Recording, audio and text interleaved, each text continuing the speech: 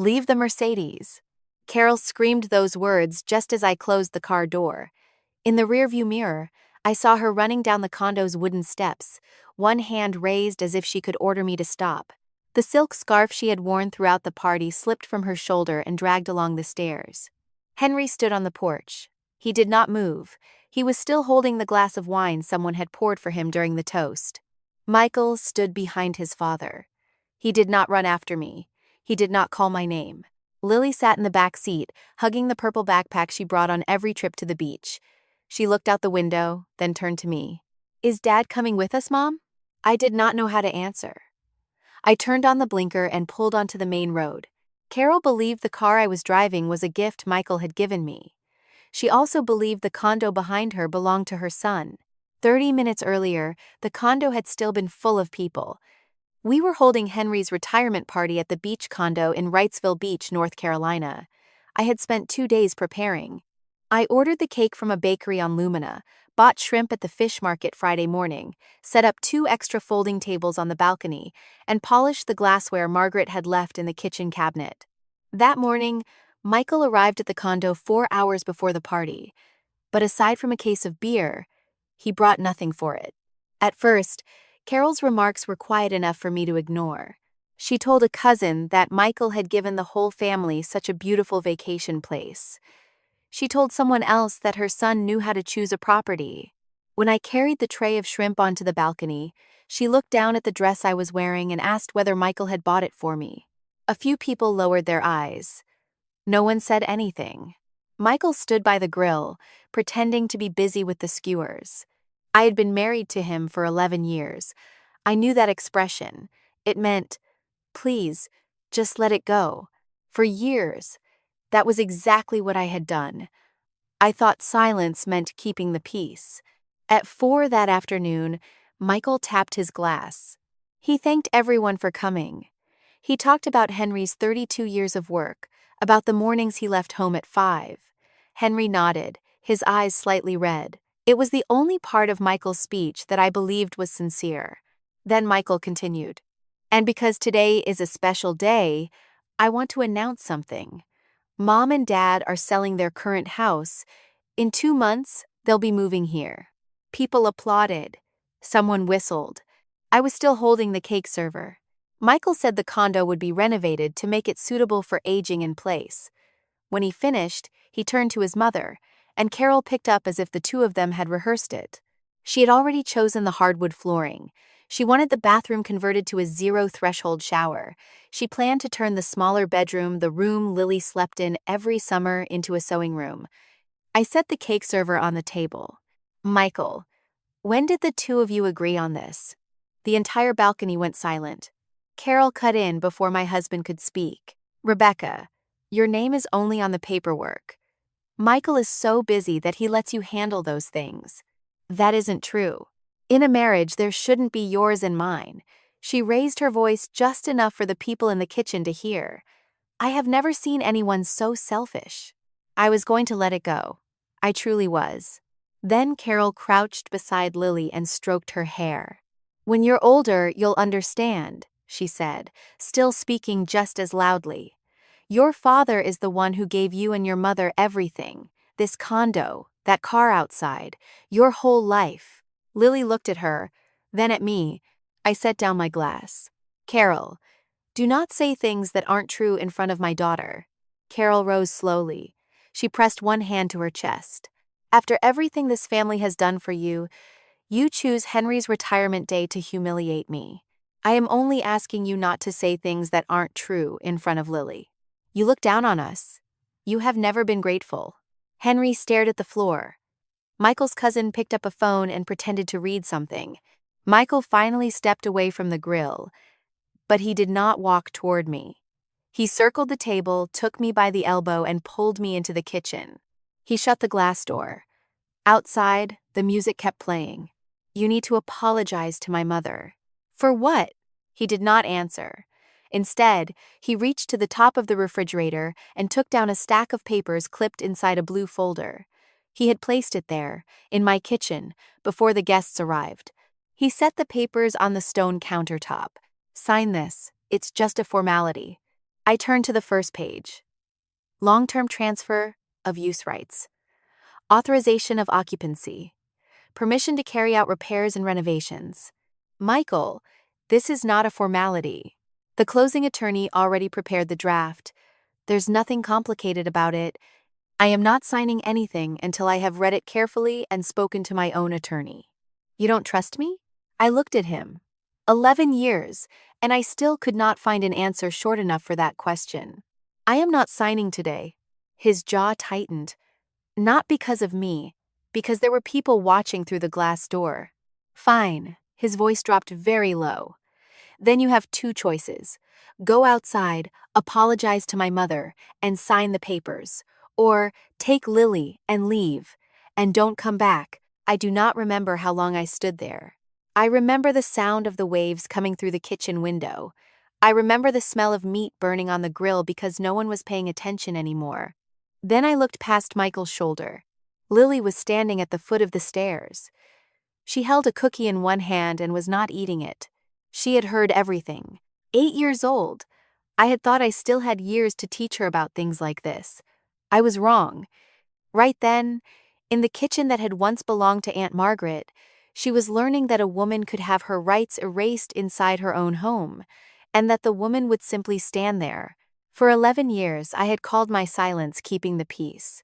Standing in that kitchen that afternoon, I realized it had another name. It was the lesson I was teaching my daughter. Okay, I said. I'm leaving. Michael blinked. I think he had calculated every possible reaction except that one. I did not pack much. I took Lily's overnight bag from the hall closet. I took her allergy medicine from the kitchen drawer. I took the Mercedes key from the hook by the door. I did not take my clothes. I did not take my computer. I did not take the file from the bedroom cabinet, the file that, if I had opened it on the balcony right then, could have disproved Michael's entire story in 2 minutes. I carried Lily through the living room. A few people stepped aside. No one said anything. Michael followed me to the door. He did not stop me. He simply stood there, in the doorway of a condo that did not belong to him, and watched me buckle our daughter into her seat. I backed out of the driveway. Carol ran down the steps, raised one hand, and shouted into the air, "Leave the Mercedes." I drove away from the coastal road. In the mirror, the condo grew smaller, then disappeared behind the pines. Lily asked again, more quietly this time, "Is Dad coming with us, Mom?" "Not today, sweetheart." She did not ask anything else. She hugged the purple backpack and looked out at the ocean. Carol believed Michael owned the Mercedes. She also believed he had the right to give her the condo. The next morning, both lies would begin to collapse. The hotel was a 15-minute drive from the condo. I chose it because it was right on the coastal road, and because I knew Lily liked falling asleep to the sound of the waves. I booked a room with 2 beds. The front desk clerk asked how many nights we would be staying. I said I did not know. Lily did not ask anything in the elevator. She only held my hand more tightly than usual. I ordered room service. Mac and cheese for her, a salad for me that I did not touch. I gave Lily a warm bath, dried her hair, and put her in the whale print pajamas from the overnight bag. I gave her the correct evening dose of her allergy medicine. Once she was in bed, I sat on the edge of it. Did I do something wrong, Mom? No. You did nothing wrong. The adults did not speak kindly to one another today. That has nothing to do with you. Is Grandma mad at me? Grandma is mad at me. And Grandma said things that were not true. I will take care of that. Lily thought for a moment. Is Dad going to call us?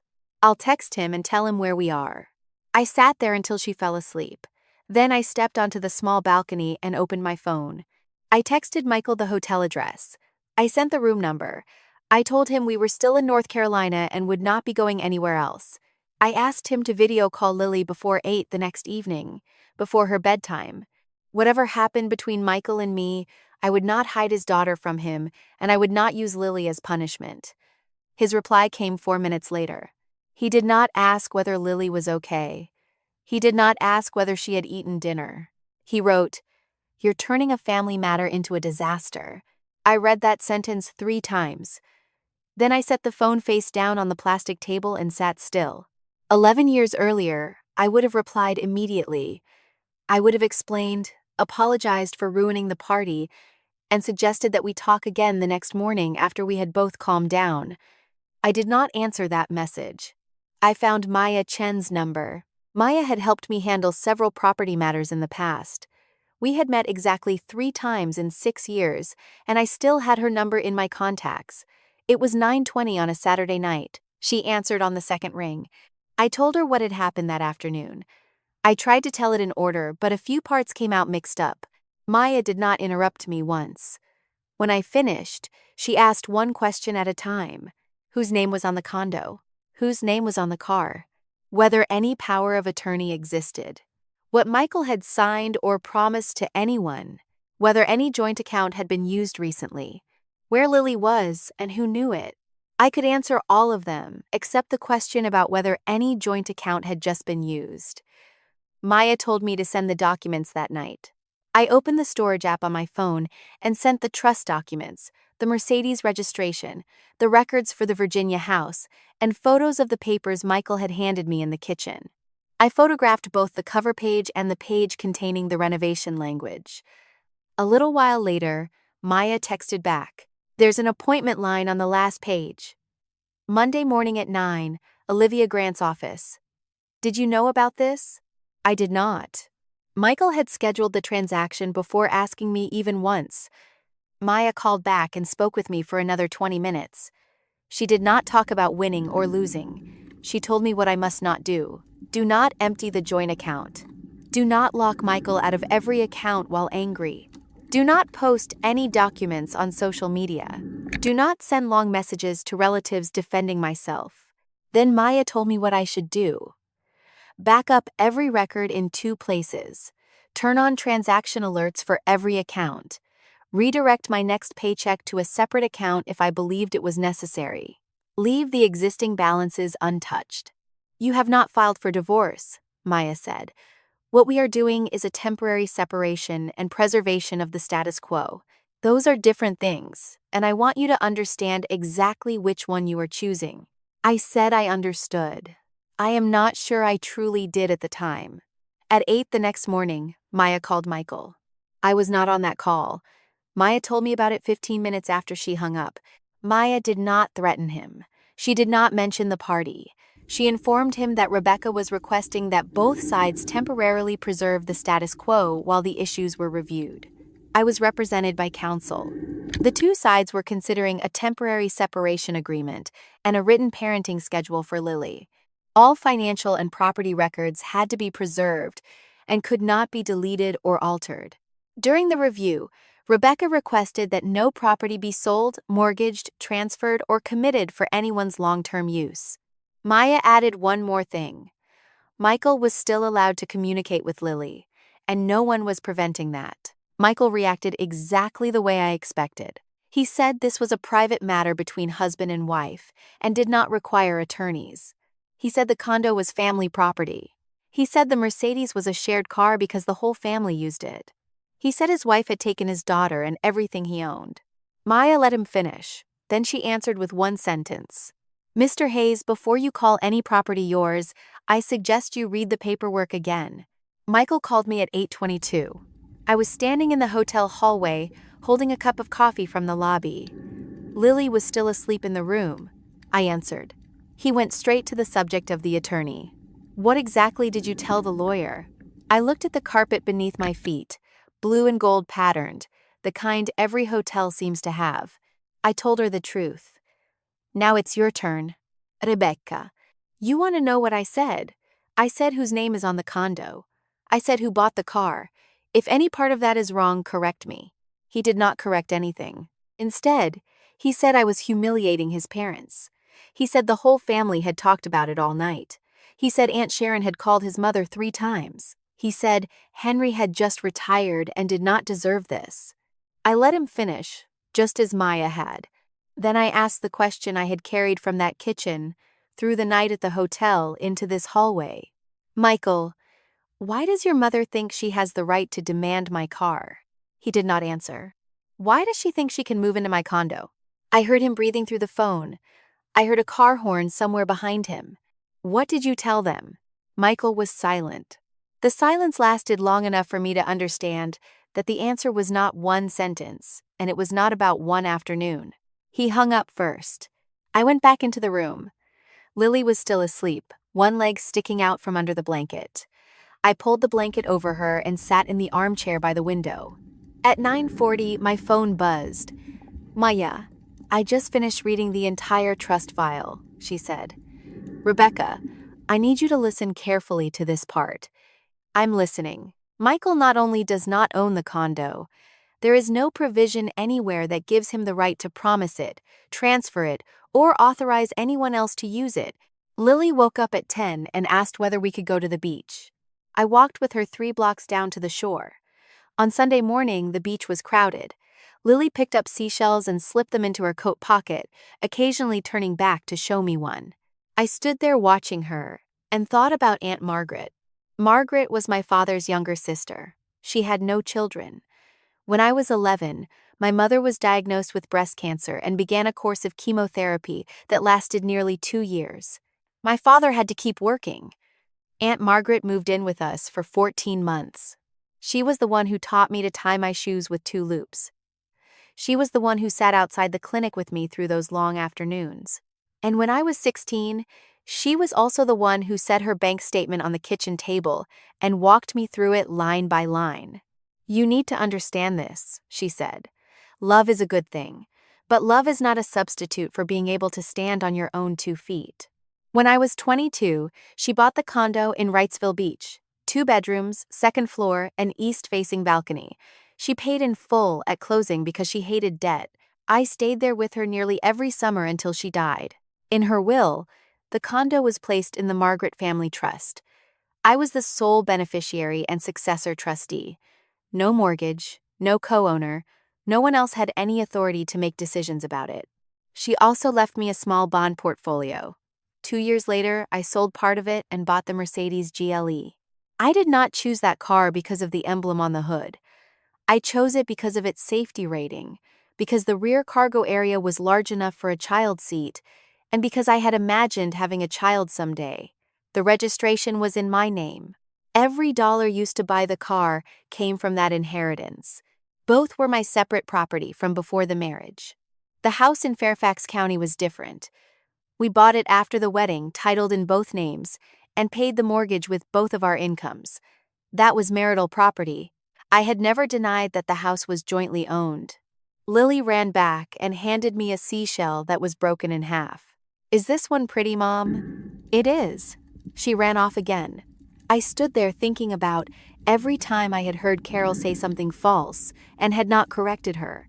Once at Thanksgiving, she told her sister-in-law that Michael had bought the beach condo after only 4 years in real estate. I said quietly that my aunt had left the condo to me. Michael laughed and asked who wanted more gravy. Another time, at Henry's birthday party, Carol praised her son for giving his wife a luxury car. I said I had bought the car before we married. Carol nodded as if I had commented on the weather, then changed the subject. That night, in the car on the way home, I asked Michael why he had not clarified it. "My mother is proud of me. You want me to embarrass her over a few pieces of paper?" "It isn't about paper. It's the truth. A strong marriage doesn't need people keeping score, Rebecca." I let it go. I let it go so many times that I could no longer remember all of them. What I did not understand then was that Michael was not protecting his mother from embarrassment. He was using my property to build a version of himself that his family would admire. That afternoon, I let Lily watch a movie in the room and stepped into the hallway to call Michael. He answered immediately. "Can you come home now?" "I have 3 questions. I want you to answer them one at a time." "Rebecca, we don't need to do this over the phone." First question: who told your family the condo belonged to you? He was quiet for a moment. "It was misunderstood." "No one misunderstands a statement like that." "Who said it?" "I did." Second question: who said the Mercedes was an anniversary gift you gave me?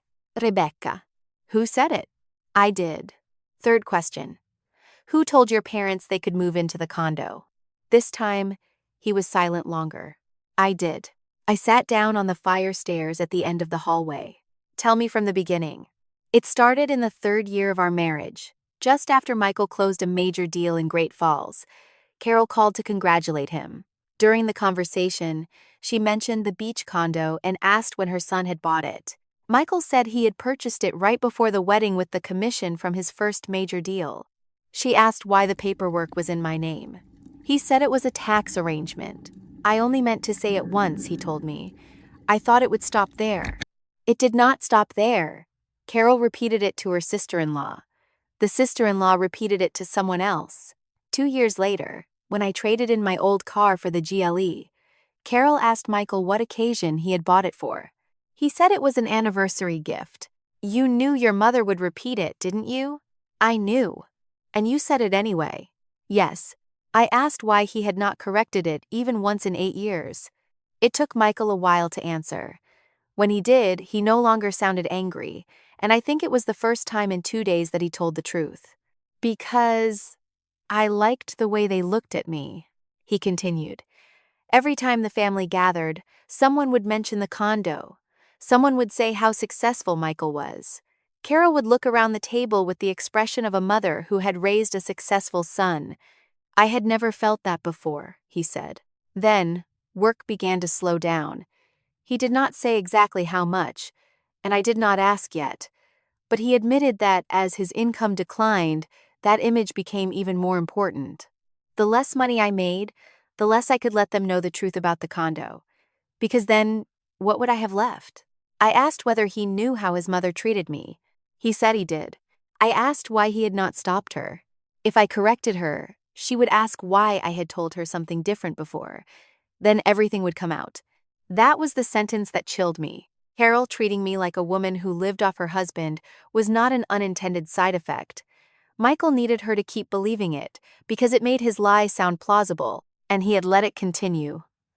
For 8 years. What about your parents moving in? 3 months ago. Henry had announced his retirement date. Carol began talking about selling their current house. Michael told them they could move into the beach condo and live there long term. Did you ask me? No. Then what did you think would happen? I thought you would agree. Based on what? He answered very quickly, as if he had worked it out long ago. Because you don't like conflict. Because by then the whole family would already know. Because you wouldn't want my father humiliated on the day he retired. I sat on those concrete stairs and heard exactly what he had just said. For 11 years, I had believed my patience was what kept this family peaceful. Michael knew that too. But he saw my patience as something he could calculate and exploit. He scheduled the party, printed the papers, and booked the closing appointment because he believed that at the last minute, I would choose not to make a scene. He was not afraid I would refuse. He had arranged things so that I would have no room left to refuse. Rebecca, he said, come to the office tomorrow morning, 9 o'clock. Attorney Grant's office already scheduled it. Did you hear anything I just said? I did. But this isn't easy to cancel. Money has already been paid. I paused. What money? The renovation deposit. How much? He did not answer. Michael, what money did you use? He still did not answer. On Monday morning, I asked Diane in the condo downstairs to watch Lily. Diane had been a friend of Aunt Margaret's and was someone I could trust. She made Lily hot chocolate and told me to go, not to rush. I called the school in Fairfax and said Lily would be absent that day. Olivia Grant's office was on Market Street in Wilmington, on the 3rd floor of a red brick building. Maya had flown down Sunday night and met me in the parking lot the next morning. Remember this, Maya said, before we stepped into the elevator. You do not need to convince anyone today. You only need not to sign. The conference room door was already open. Carol and Henry sat on the left side of the table. Michael sat between them. An open notebook lay in front of Carol, and I could see the names of 2 furniture stores and several numbers on the page. She had been getting price quotes. Even before the party, Michael stood when I entered. Sit down. It's just a formality. Once you sign, it's done. I pulled out a chair and sat beside Maya. I did not answer him. Olivia Grant came in 3 minutes after us. She was about 50, carrying a thick file, and she did not shake anyone's hand. She set the file down, sat at the head of the table, and addressed the room. Before we begin, I want to make my role clear.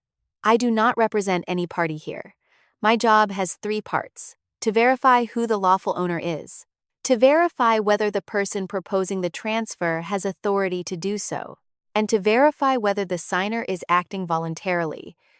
If any one of those 3 requirements is not met, I will not complete the transaction. Carol looked at Michael. Michael looked down at the table. Maya slid a set of documents toward Olivia. These are certified copies of the Margaret Family Trust, and the deed showing that the condo was placed in the trust. Olivia read them.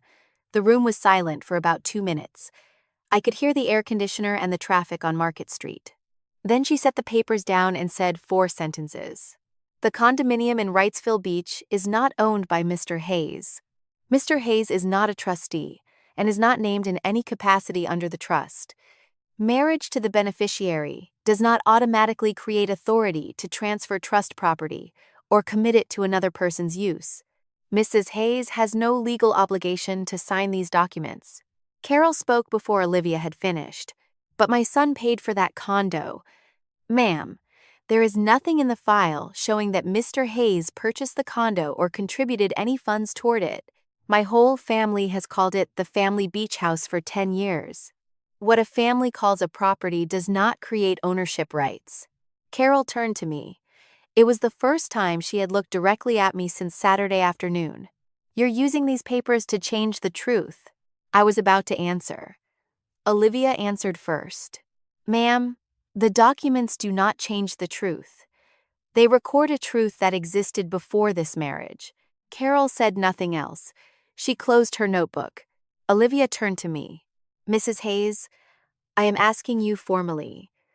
Are you voluntarily signing the documents, transferring long-term use rights, and authorizing renovations?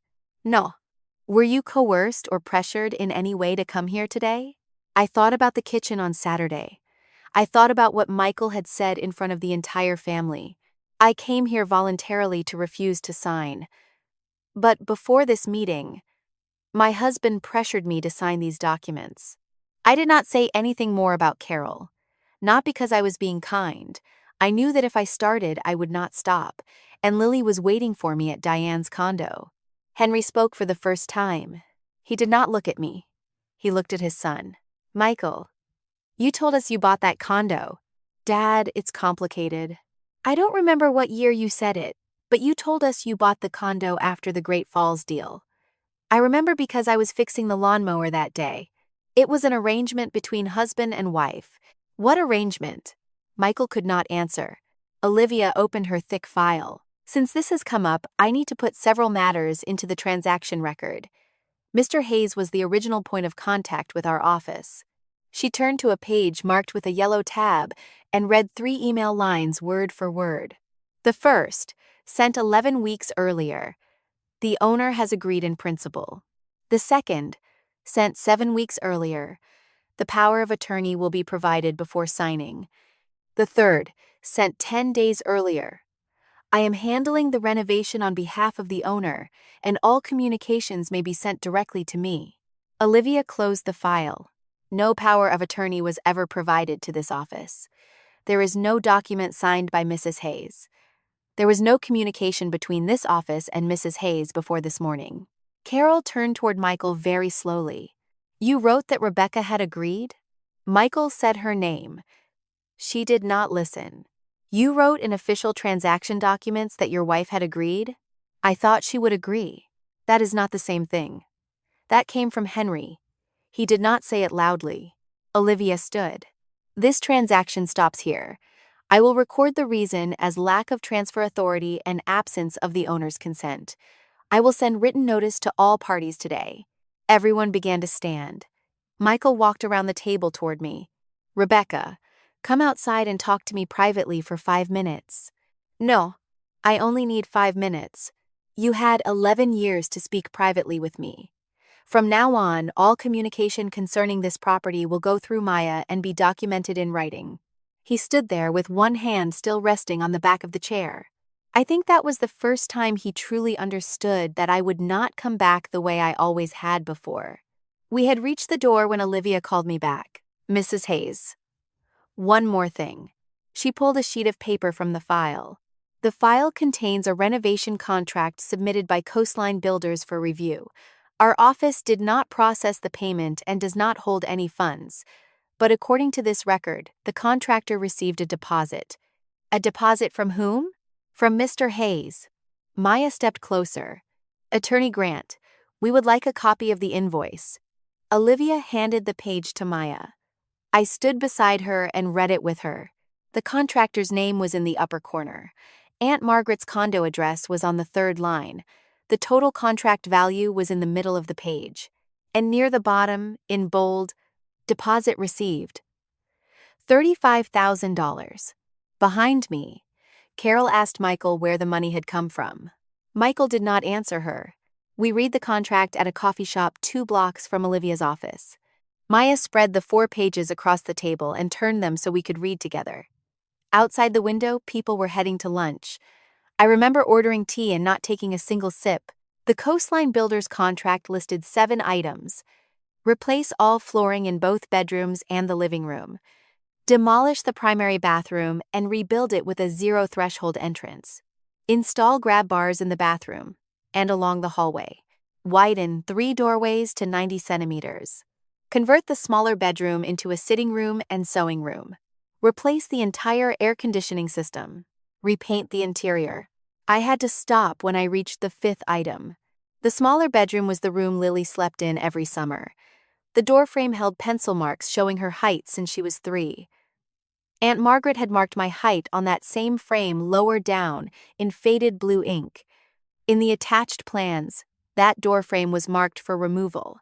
The total contract value was $86,000. A $35,000 deposit had already been paid. Look at this line, Maya said. She placed a copy of the cashier's check beside the home equity line of credit statement. The date and amount matched. On the 19th of the previous month, $35,000 had been drawn from the line of credit secured by the Fairfax County house and used to issue the check to Coastline Builders. The house we bought after the wedding. The house 4 minutes from Lily's school. The only property among everything being disputed that truly belonged to both of us. Under the terms of the line of credit, either named borrower could request an advance without the other person's signature. Michael had just added $35,000 to the debt secured by our home to finance the gift he had promised his parents. I called him from the parking lot. He answered immediately. He did not say hello. He said my name, and I knew he had been waiting for this call since leaving Olivia's office. $35,000, I said. I knew you would ask. You didn't ask me. My parents need a safe place to live, Rebecca. Climbing stairs every day is starting to become difficult for them. Their current house has 14 steps to the 2nd floor. I am not asking why you wanted to do it. I am asking why you did not ask me. He ignored the question. The money will be paid back. I promise. How? He offered 3 possibilities. First, after Carol and Henry sold their current house, they would repay part of it. Second, he had a deal under negotiation that would close that quarter. Third, if I signed the renovation authorization, he would ask Coastline Builders to put the remaining balance on a payment plan, then use future commissions to replenish the deposit. I had worked in finance for years. I sat in my car in the Market Street parking lot and listened to my husband present 3 possibilities. None had a date. None was in writing. None was under his control. The third possibility also depended on a signature I had refused to give 3 hours earlier. Michael, none of those 3 things is a plan.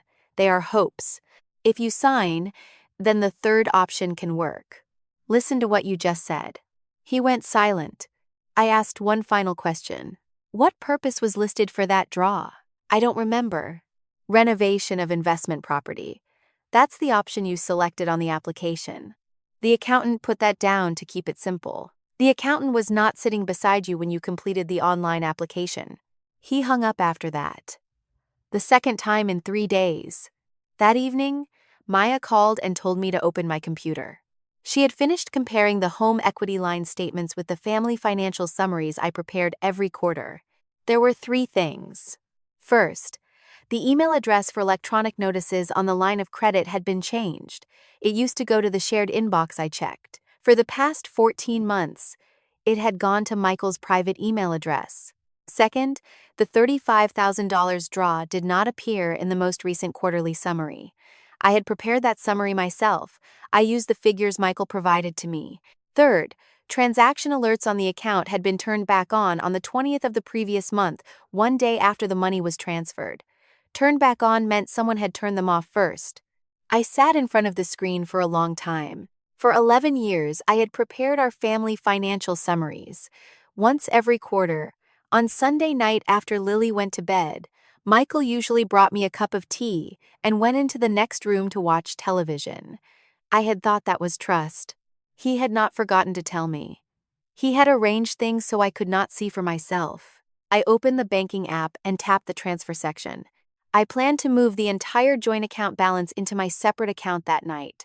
I planned to close the line of credit. I planned to remove his name from everything I could before morning. My finger was already on the confirm button. I called Maya first. "Don't," she said. "He took $35,000 without asking me a single question." "I know, and I understand why you want to do this. But listen to 3 sentences first." She said those 3 sentences very slowly. If I emptied the joint account, I would create the argument myself that both parties handled marital funds arbitrarily. If I locked Michael out of everything overnight, anyone reviewing the record later would see 2 people acting in anger, not one person committing a violation, and one person protecting the status quo. And if I did both, the later record would no longer show clearly who had first handled joint funds without authorization. "Your anger is justified," Maya said, "but it is not a strategy." I closed the app. The next morning, I did exactly what she had listed. I redirected my next paycheck to a separate account in my name. I turned on transaction alerts for every account and every amount, with no minimum threshold. I notified the bank that the line of credit was disputed and requested a temporary freeze on new advances while it reviewed the matter. The bank confirmed the hold that same day. I downloaded 3 years of statements to 2 hard drives and an archival email account. I did not touch a single dollar in the joint account. At 10 that morning, Maya called Coastline Builders. The contractor agreed to pause the project, order no additional materials, and send no one to the site. They said design and preparatory costs had already been incurred and would have to be deducted from the deposit. They did not yet provide an amount. That afternoon, I did what I had avoided for 2 days. I reopened the family financial summaries and examined Michael's contributions, not by quarter, as I usually did, month by month, going back 3 years. When I reached the 18th month, I had to stop and recalculate from the beginning because I thought I had entered one column incorrectly. I had not. Michael's commission income over the previous 18 months had fallen by nearly 60%. I drove Lily back to Fairfax on Wednesday morning. 5.5 hours on Interstate 95. Lily slept for most of the drive, woke up as we passed Richmond, and asked whether Dad was coming over for dinner that night. I told her he was busy and would pick her up that weekend. She accepted that answer. I knew she would not accept it forever. I returned to work on Thursday. On Friday, I took half a day off and sat in the upstairs office with 3 things spread out in front of me. Our tax returns for the previous 3 years. Quarterly commission reports issued by the brokerage. Michael's business account statements. The figure of nearly 60% in my summary was not enough. I needed to verify it against the source records. Michael had once been very good at his job. What was hard for me to accept was not that he lacked ability, but that a man who had once been successful chose concealment when his career began to slide. The year we married, he was the 2nd highest producing agent in the Tyson's office. He remembered his clients' children's names. He answered messages at 11 at night. He took me to see houses he had just sold and showed me where he had persuaded people to change their minds. 3 years earlier, he had been promoted to lead a team of 9. Then his career began to decline. The first and second months of that 18-month period were still normal. By the 4th month, both transaction volume and commissions had begun to fall noticeably. 3 major deals failed to close. One in Arlington collapsed because the buyer was denied financing. One in McLean fell apart after the home inspection found problems. The third involved a 4 townhouse development. The client terminated the exclusive representation agreement and moved to another firm. That client took 4 projected transactions for the year with them. 11 months earlier, Michael's name had disappeared from the team leader section of an internal report. He had never told me. I found it in a company newsletter sent to the entire office that he had forgotten to delete from the shared inbox. His total commission income over the previous 18 months was 58% lower than in the 18 months before that. He had hidden it in 4 ways. He told me commissions were being delayed by the settlement company and would arrive the next month. He gradually withdrew money from his business savings account to keep his monthly contribution to household expenses unchanged.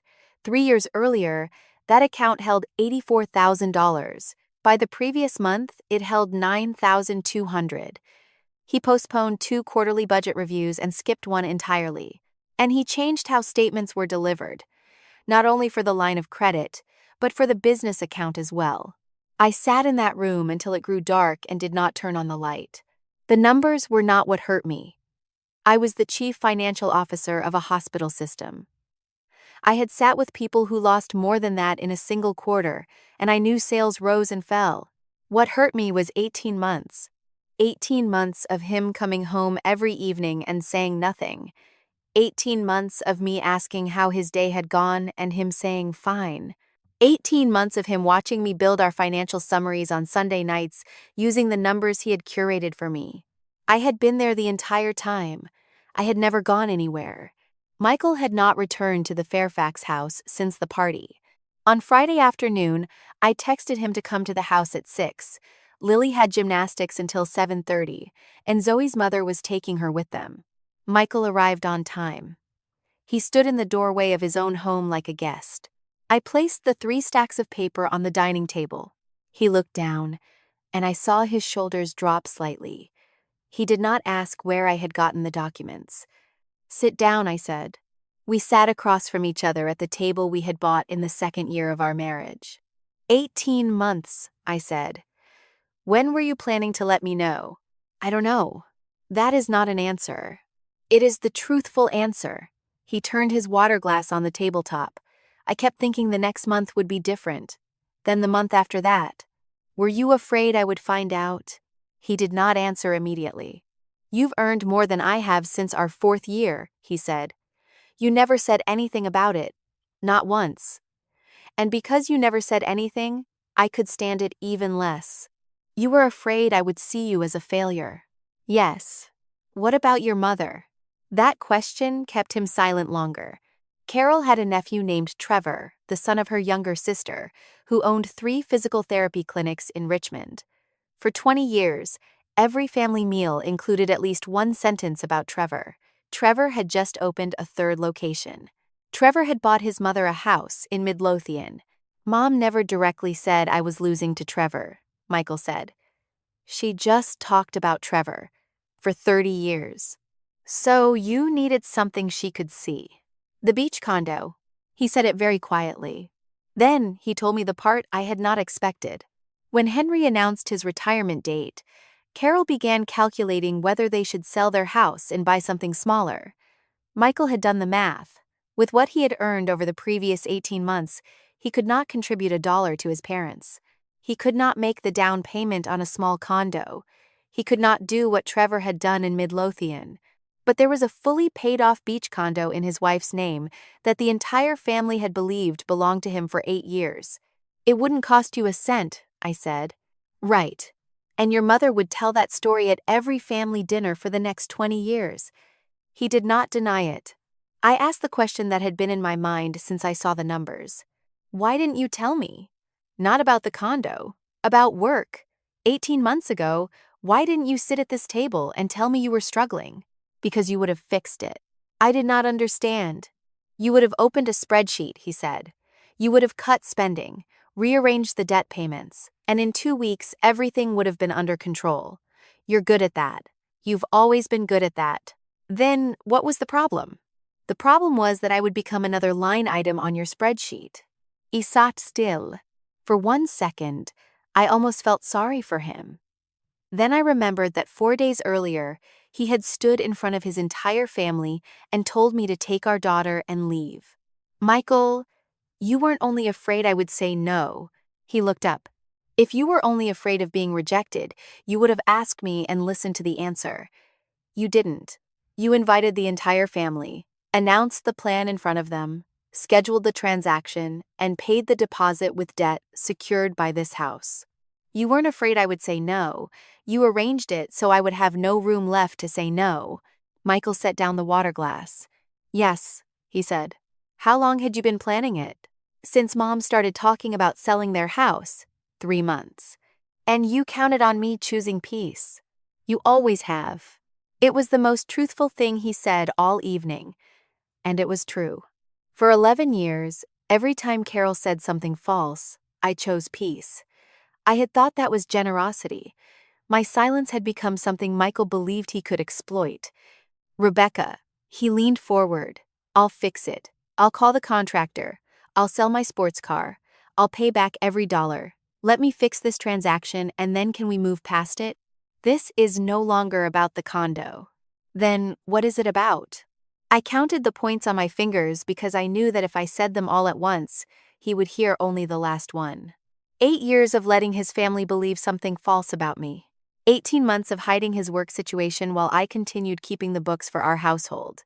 $35,000 drawn from debt secured by the house where our daughter lived. A party staged to pressure me into signing. And a statement made in front of her that I had to apologize to his mother or take Lily and leave. None of that can be fixed with one phone call to a contractor, I said. Michael said nothing more. Outside, I heard Zoe's mother's car turn into the driveway. Lily was about to come through the door. I stood. Tomorrow, we will set a schedule for Lily. After that, you need to find somewhere else to live. Maya sent the temporary agreement on Saturday morning. It was 4 pages long. I read it at the kitchen table while Lily watched cartoons in the next room. Nowhere in those 4 pages did it mention the beach condo, the Mercedes, or $35,000. The entire document was about an 8-year-old child, a fixed weekly pickup and drop-off schedule, with exact times and locations. Both parents would receive school and medical information equally. Each parent had to give notice if Lily would stay overnight anywhere other than the address listed in the parenting schedule. Neither parent could speak negatively about the other in front of her. Neither parent could use her to send messages to the other. I signed it. Michael signed 2 days later. After his attorney reviewed it, he rented a furnished apartment on Gallows Road, 12 minutes from Lily's school. 2 bedrooms, 3rd floor, a balcony overlooking the parking lot. He sent me a picture of Lily's room, where he had set up a bunk bed. Lily did not need a bunk bed. She slept alone. But I understood that Michael was trying to turn an unfamiliar room into somewhere she would want to visit. He came to collect his things at 3 on Tuesday afternoon, exactly as scheduled. Lily was at gymnastics. I left the door open and sat in the kitchen. He did not ask for help, and I did not offer. He carried down 9 cardboard boxes and 2 garment bags. He went up and down the stairs several times. Each time, I thought about the 14 steps in Carol and Henry's house, the reason he had once used to justify the entire plan. On the last trip, he placed the spare key on the kitchen table. I'm returning this. Michael, your name is still on the house. Returning the key does not change that, and I do not want anyone later claiming that you were forced out of your own property. I know, but if I keep it, you won't sleep. He was right. He reached the door, then stopped. Has Lily asked anything? Yes. What did you tell her? I'll tell you, and I need you to say exactly the same thing. He nodded and left. That evening, after Lily fell asleep, I walked through the 1st floor. Michael had taken most of his clothes and papers, but he left behind more than I expected. The coffee mug with the Tyson's office logo was still upside down on the drying rack.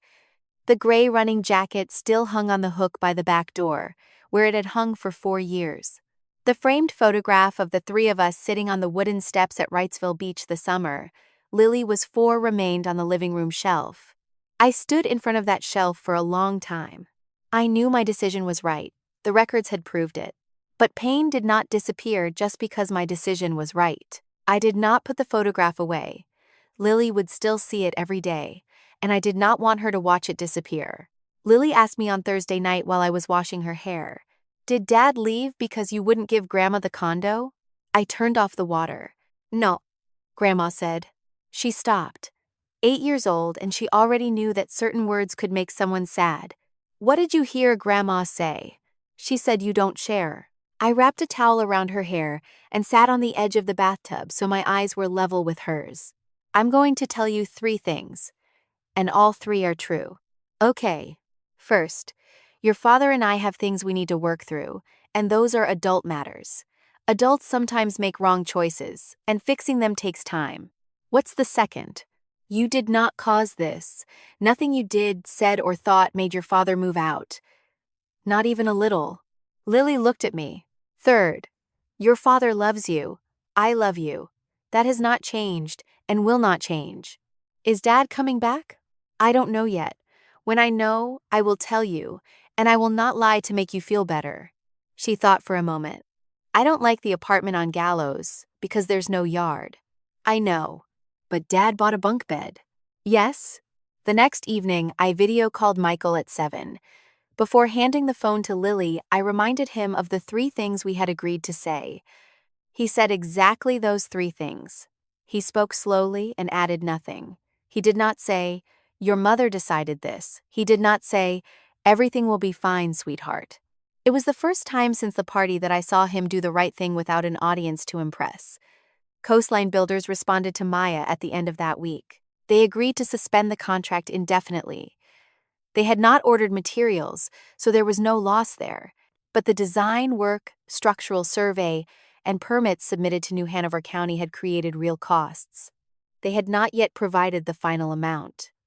Maya said it would fall somewhere between $5,000 and $12,000, and that I should prepare for the higher number. Maya requested that whatever remained after documented expenses be transferred directly to reduce the outstanding balance on the line of credit. Coastline Builders agreed. Michael texted me Sunday night. He asked whether the 3 of us could have dinner together. He said he did not intend to discuss anything. He only wanted Lily to see her parents sitting at the same table. I sat with that message for almost an hour. The part of me that wanted to say yes was the exhausted part. It wanted one normal evening, a plate of pasta, Lily telling us about school, and the feeling that the previous 2 weeks had been one enormous misunderstanding. But if we sat at that table, Lily would understand it the way an 8-year-old would. She would think everything was going back to normal. Then on Monday, Michael would return to the apartment on Gallows Road, and I would have to explain everything all over again. I answered him, not yet. Not because I want to punish you, because Lily will misunderstand, and I do not want to give her hope I cannot keep. We will communicate about matters involving her. When something changes, I will tell you. He replied with one word, okay. On Monday, I returned to work full-time. I had a board meeting at 9 about the 3rd quarter budget for the imaging division. I presented for 40 minutes, and no one in the room knew that a little over 2 weeks earlier, I had been sitting in a North Carolina hotel with a child and an overnight bag. I told no one at work, not because I was ashamed, because when this story ended, however it ended, I would still have to keep working with those people. I kept Lily's schedule unchanged. Gymnastics on Tuesday and Thursday. The library on Wednesday afternoons. Weekends with her father as written in the schedule. I cooked. I signed school forms. I slept on the left side of the bed, just as I had for 11 years. By the 11th day after Michael moved out, I began to think the hardest part was over. At 9 that night, my phone lit up. A number in my contacts I had not messaged in 2 years. Sharon, Henry's younger sister. Is it true you just stole Michael's parents' retirement home from them? I did not answer Sharon's message that night. By morning, 4 more messages had arrived from 3 different numbers. I did not need to investigate to know what was happening. Carol had told the entire extended family her version before I even knew she was doing it. Her version had 4 points. I had hired an attorney to take her son's condo from him. I had put 2 elderly people out on the street just after Henry retired. I used money to control Michael because I earned more than he did. And those papers were only legal loopholes, while the truth had been known by the whole family for 10 years. The 4th point made me sit down. It showed me that Carol still had not understood what she saw in Olivia's conference room. Or she had understood, but believed that a lie repeated for years could be stronger than lawful documents. Relatives contacted me in 3 ways. The first group asked directly, like Sharon. The second group asked nothing and simply wrote that family mattered more than property, that everyone had to compromise eventually, and that Henry was 70 years old. The third was Denise, Carol's younger sister and Trevor's mother. Denise called Tuesday afternoon and spoke for 4 straight minutes about how I was destroying a family she had watched for 30 years. I listened to all 4 minutes. Then I thanked Denise and hung up. On Tuesday night, I opened my computer and drafted a post. I prepared it carefully, exactly the way I prepared reports for the board. A photograph of the first page of the Margaret Family Trust instrument, showing my name as the sole beneficiary. A photograph of the Mercedes registration, in my name and issued before the wedding. A photograph of the Coastline Builders contract, showing the total value of $86,000. A photograph of the line of credit statement, showing the $35,000 draw on the 19th of the previous month. And the 3 email lines Michael had sent to Olivia's office, photographed from the copies Maya obtained. I wrote the caption in 20 minutes. There was not one insult in it. I did not need insults. I only needed to place the documents beside one another in chronological order and let them speak. I read it once. It was perfect. For about 30 seconds, I could see exactly what would happen. Sharon would read it at 10 that night. Denise would call Carol. By morning, the whole family would know who had lied. And this time, I would not be the one who had to explain. I left the cursor over the post button. Then I thought about Saturday afternoon at the beach condo. I thought about what Carol had done to me there and how she had done it. Carol had humiliated me in front of the entire family. If I posted those documents, I would do the same thing to her on a larger stage. I could win, but Lily would learn that the response to humiliation was to humiliate someone else. I heard Maya's words from the night at the hotel. Your anger is justified, but it is not a strategy. I saved the draft in a folder and closed the computer. I still have that draft today. I never posted it. I answered everyone with the same single sentence. This matter is being handled privately between Michael and me, with attorneys representing both sides. I will not discuss it by text. 6 people did not respond. 2 wrote that this meant I had something to hide. I left it alone. The following Monday, Lily came home from Michael's apartment. I was putting away the things in her bag when she spoke without looking at me, in the same tone she used to tell me something that happened at school. Grandma said you threw them out of their home. My hand stopped. Where did you hear that?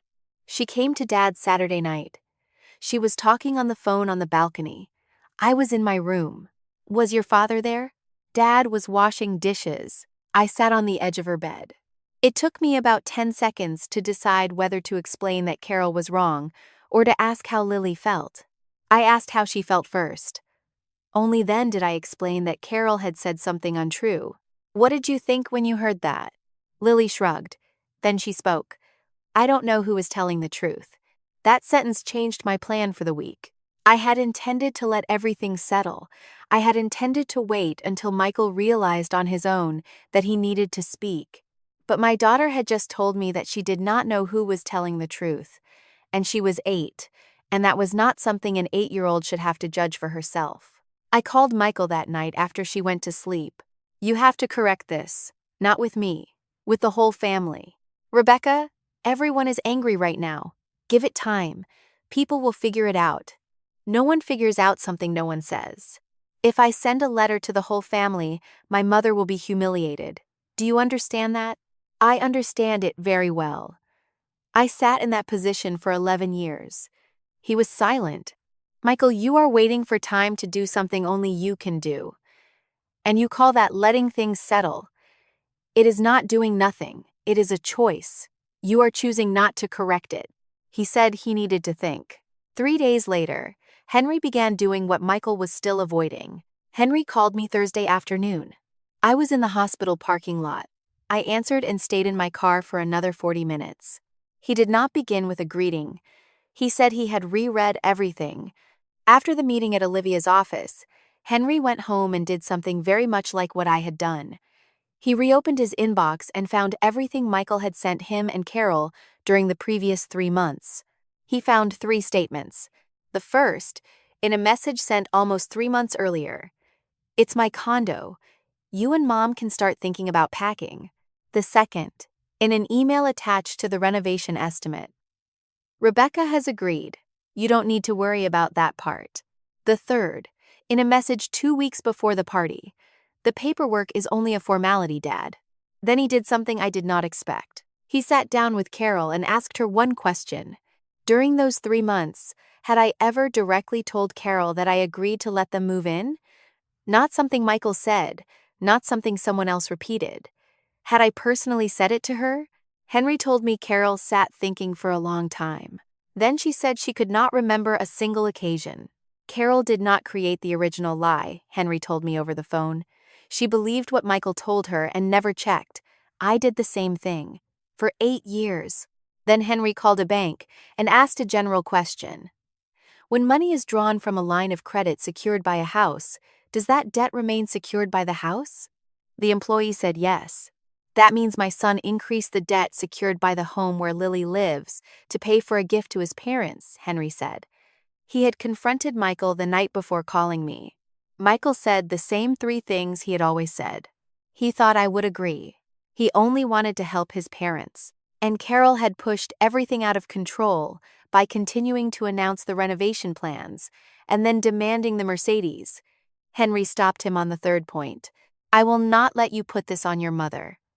Your mother repeated what you made her believe. You were the one who announced that we were moving into the condo. You wrote that your wife had agreed.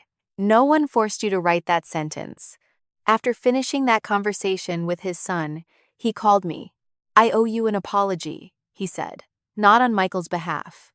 For my part, for 8 years I sat at the dinner table and heard my wife say those things about you, and I never questioned them once." I could not speak for a few seconds. "I am not asking you to let this go," he continued. "I am asking for one meeting, somewhere that is not anyone's home. The whole family needs to hear this from beginning to end." I agreed, with 3 conditions. Lily would not be present. No one would hand me anything to sign during the meeting. And Michael had to tell the whole story himself. I would bring the documents, but I would not be the person exposing him in front of his parents. That was his responsibility. Henry agreed to all 3. That night, Michael texted me, "I'll tell the truth. But afterward, will you let me come home?" I read the message and did not answer. The meeting took place Saturday afternoon in a consultation room on the 2nd floor of a family counseling center in Falls Church. Henry knew the place through the church he had attended for many years. He rented the room by the hour. No counselor sat with us. He said he did not want a 5th person in the room. He only wanted a place where no one was the host. I understood what he meant as soon as I opened the door. 4 gray upholstered chairs arranged in a square, a low table in the middle, a box of tissues. No family photographs, certificates, or anyone's personal keepsakes on the walls. There was no head of the table. No one could sit in the position of authority. I arrived 10 minutes early and chose the chair near the window. Maya did not come in with me. She waited at a nearby coffee shop and told me to call immediately if anyone handed me anything to sign. I brought a document case and placed it on the low table. Inside were 4 things: the Margaret Family Trust records and the condo deed, the Mercedes registration, the Coastline Builders contract, the line of credit statement showing the $35,000 draw. I did not open the case. I had thought about this a great deal during the previous week. I could open it in 30 seconds and lay everything on the table in order. I was good at that. It was what I did every day at work. But if I were the person who exposed Michael in front of his parents, then by the end of the meeting, the story would still be about what I had done to him, not what he had done. So I left the document case closed on the table, and I sat quietly. Carol and Henry arrived at 3. Michael came 2 minutes later. He wore a light blue dress shirt, the kind he wore to meet clients. I did not know whether he had chosen it out of habit or because he still saw this as a meeting he needed to win. Carol sat in the chair across from me. She did not bring the notebook this time. She carried a purse and held it on her lap throughout the meeting. No one spoke for about 15 seconds. Then Henry looked at his son. Start.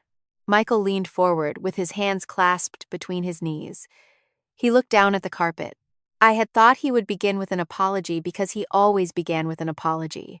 He did not. He spoke the first sentence, and I knew he had rehearsed it. The condo in Wrightsville Beach is not mine. Carol did not move.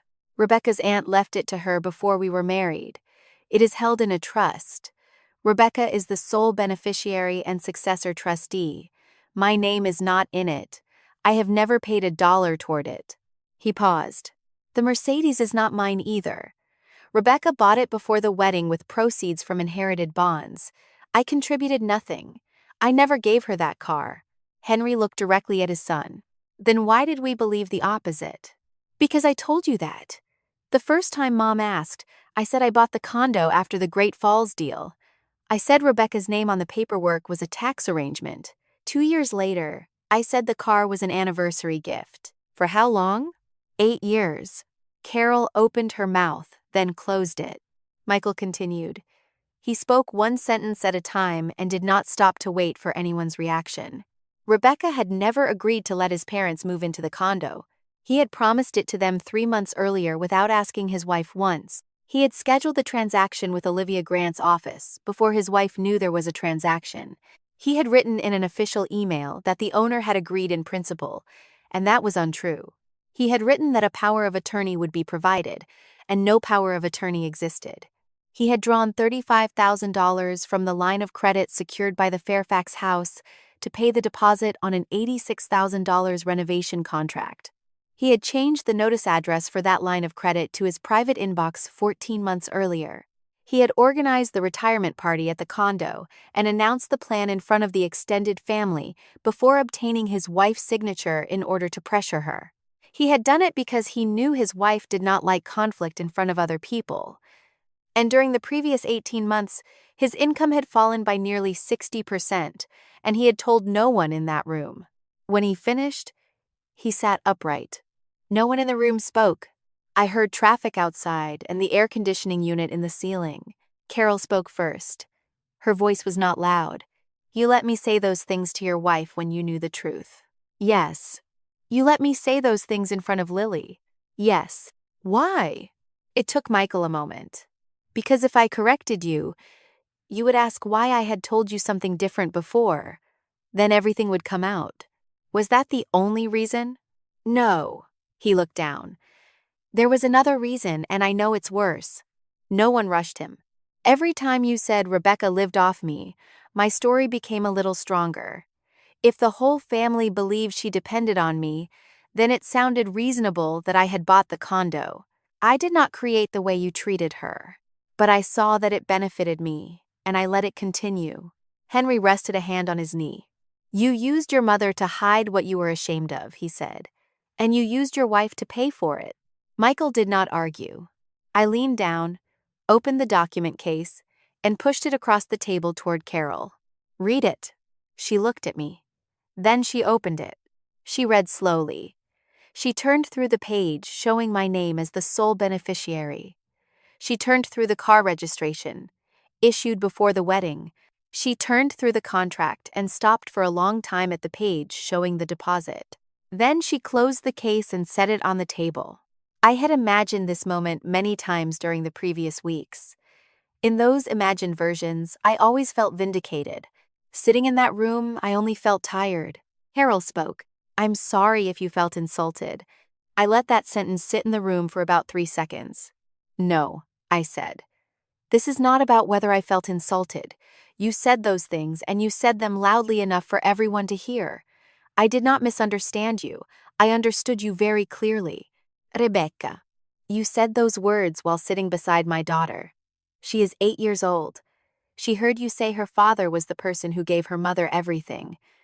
Then she told me she did not know who was telling the truth. Carol looked down at the purse on her lap. An apology has to name what you did, I said. It does not ask whether I happen to feel hurt by it. No one spoke. Henry did not rescue his wife, and I noticed that. I continued with the part I had prepared. I have 5 things to make clear, and I am saying them here so all 3 of you hear them once. First, Michael had to correct the story himself with the entire extended family. Not me. He would write it, send it, and take responsibility for it. Second, the money drawn from the line of credit had to be repaid under a specific written schedule. Third, Lily could not be used as a messenger. No one could send me messages through her, and no one could question her about adult matters. Fourth, Carol could not come to the Fairfax house or enter it without making arrangements with me first. Fifth, during this period, every private visit between Carol and Lily had to be agreed upon in advance by Michael and me. She could not talk to Lily about the condo, money, or our relationship. When I finished, Carol looked up. "My son lied to me too," she said.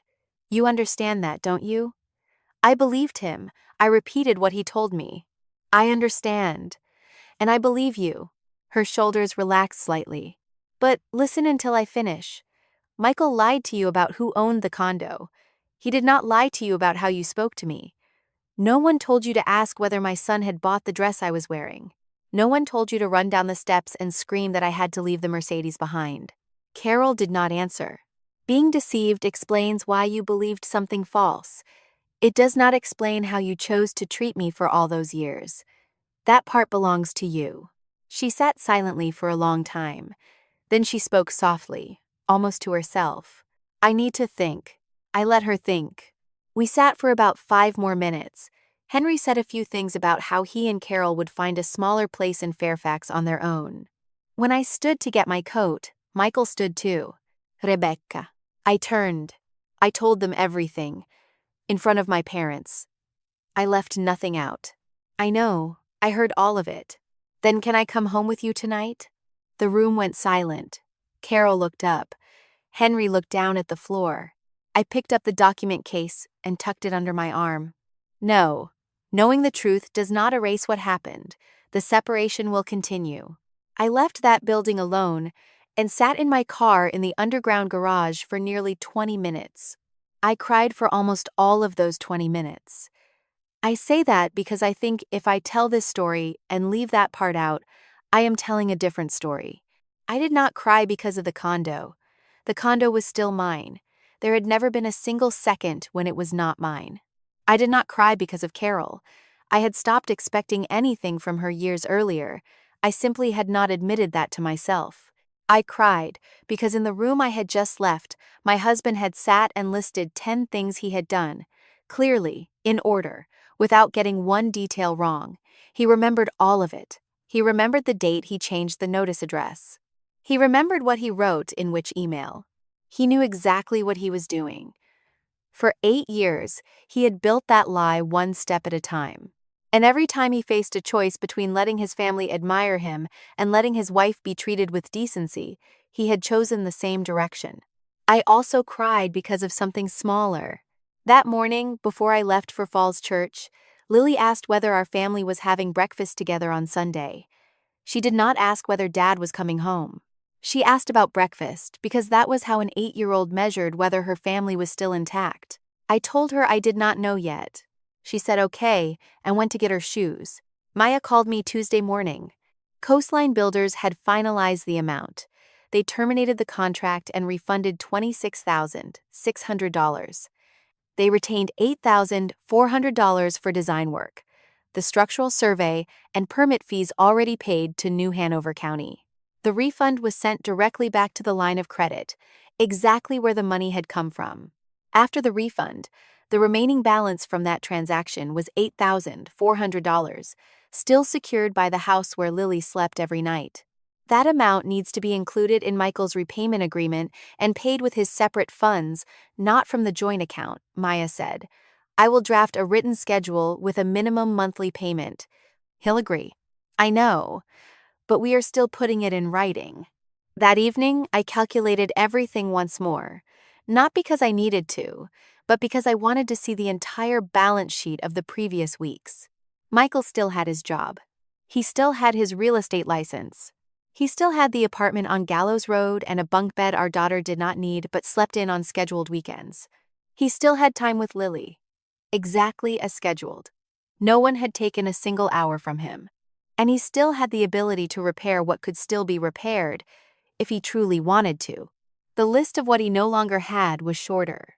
He had agreed not to enter the Fairfax house without advance notice. He could no longer handle joint money without my receiving an alert or a record. And he no longer had the image he had built over 8 years.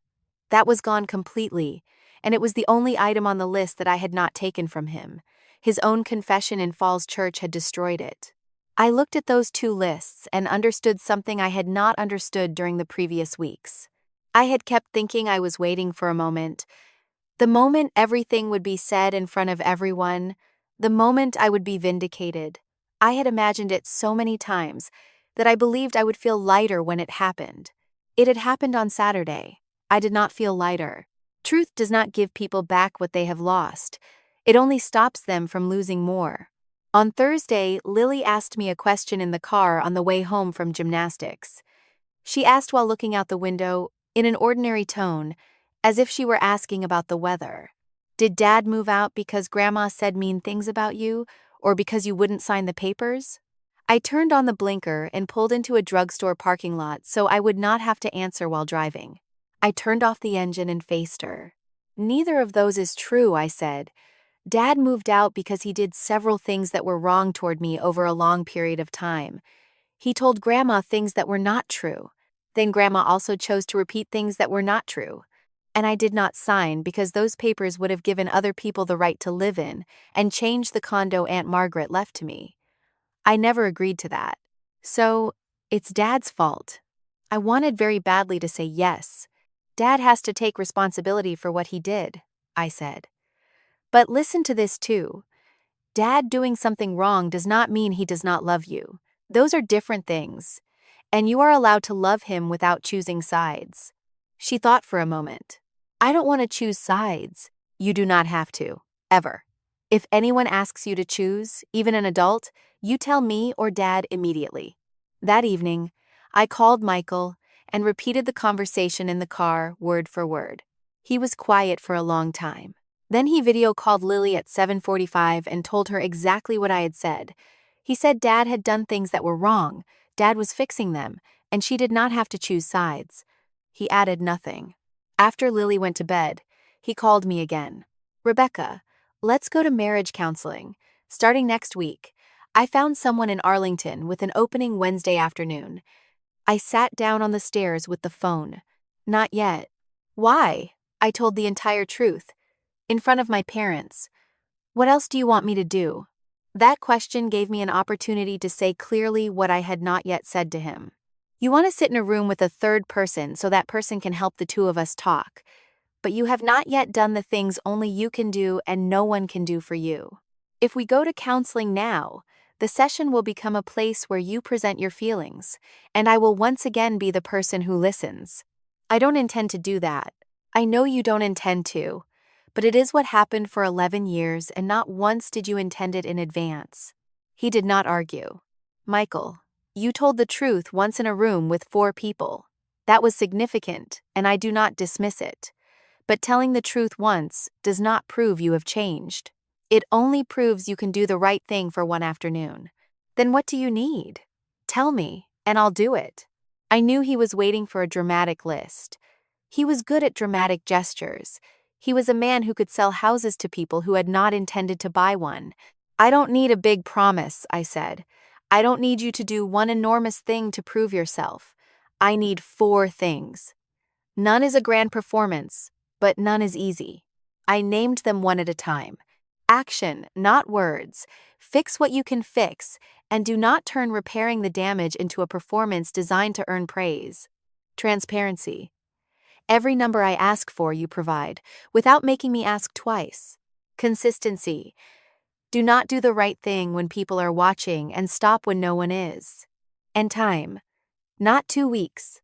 I do not know how long, and I will not give you a number so you have something to count down. He did not ask anything else. Okay, he said. I understand. I ended the call and sat on the stairs in the very quiet house. The photograph of the 3 of us at Wrightsville Beach was still on the wall. The Tyson's office mug was still in the kitchen cabinet. At 11 that night, my phone lit up. Michael sent a document file with 1 line of text. Draft. Please check whether any facts are wrong. Correct only the information. The rest is mine. I opened the file. It was an email addressed to the relatives who had heard the false version about the condo and the car. The first line read, "The condo in Wrightsville Beach and the Mercedes have never belonged to me." I read the draft twice and replied just before midnight. All of the information is accurate. Nothing needs to be corrected. I added nothing. I did not suggest removing any sentence or softening the language, and he did not ask me to. On Saturday morning, he sent the email to the relatives who had heard the false version about the condo and the car. It was 9 paragraphs long. I still have it. He wrote that the Wrightsville Beach condo belonged to a trust established by Aunt Margaret, that I was the sole beneficiary, and that this arrangement predated our marriage. He wrote that I had purchased the Mercedes before the wedding, with proceeds from inherited bonds, and that he had never contributed a dollar. He wrote that for 8 years, he had told the family he was the one who bought both things, and that this was his lie, not anyone else's misunderstanding. He wrote that I had never agreed to let his parents move into the condo, and that he had promised it to them without asking me. He wrote that he had withdrawn $35,000 from the line of credit secured by the Fairfax house without my consent to pay a deposit on a renovation contract for property he did not own. He wrote that I had taken nothing from him or his parents.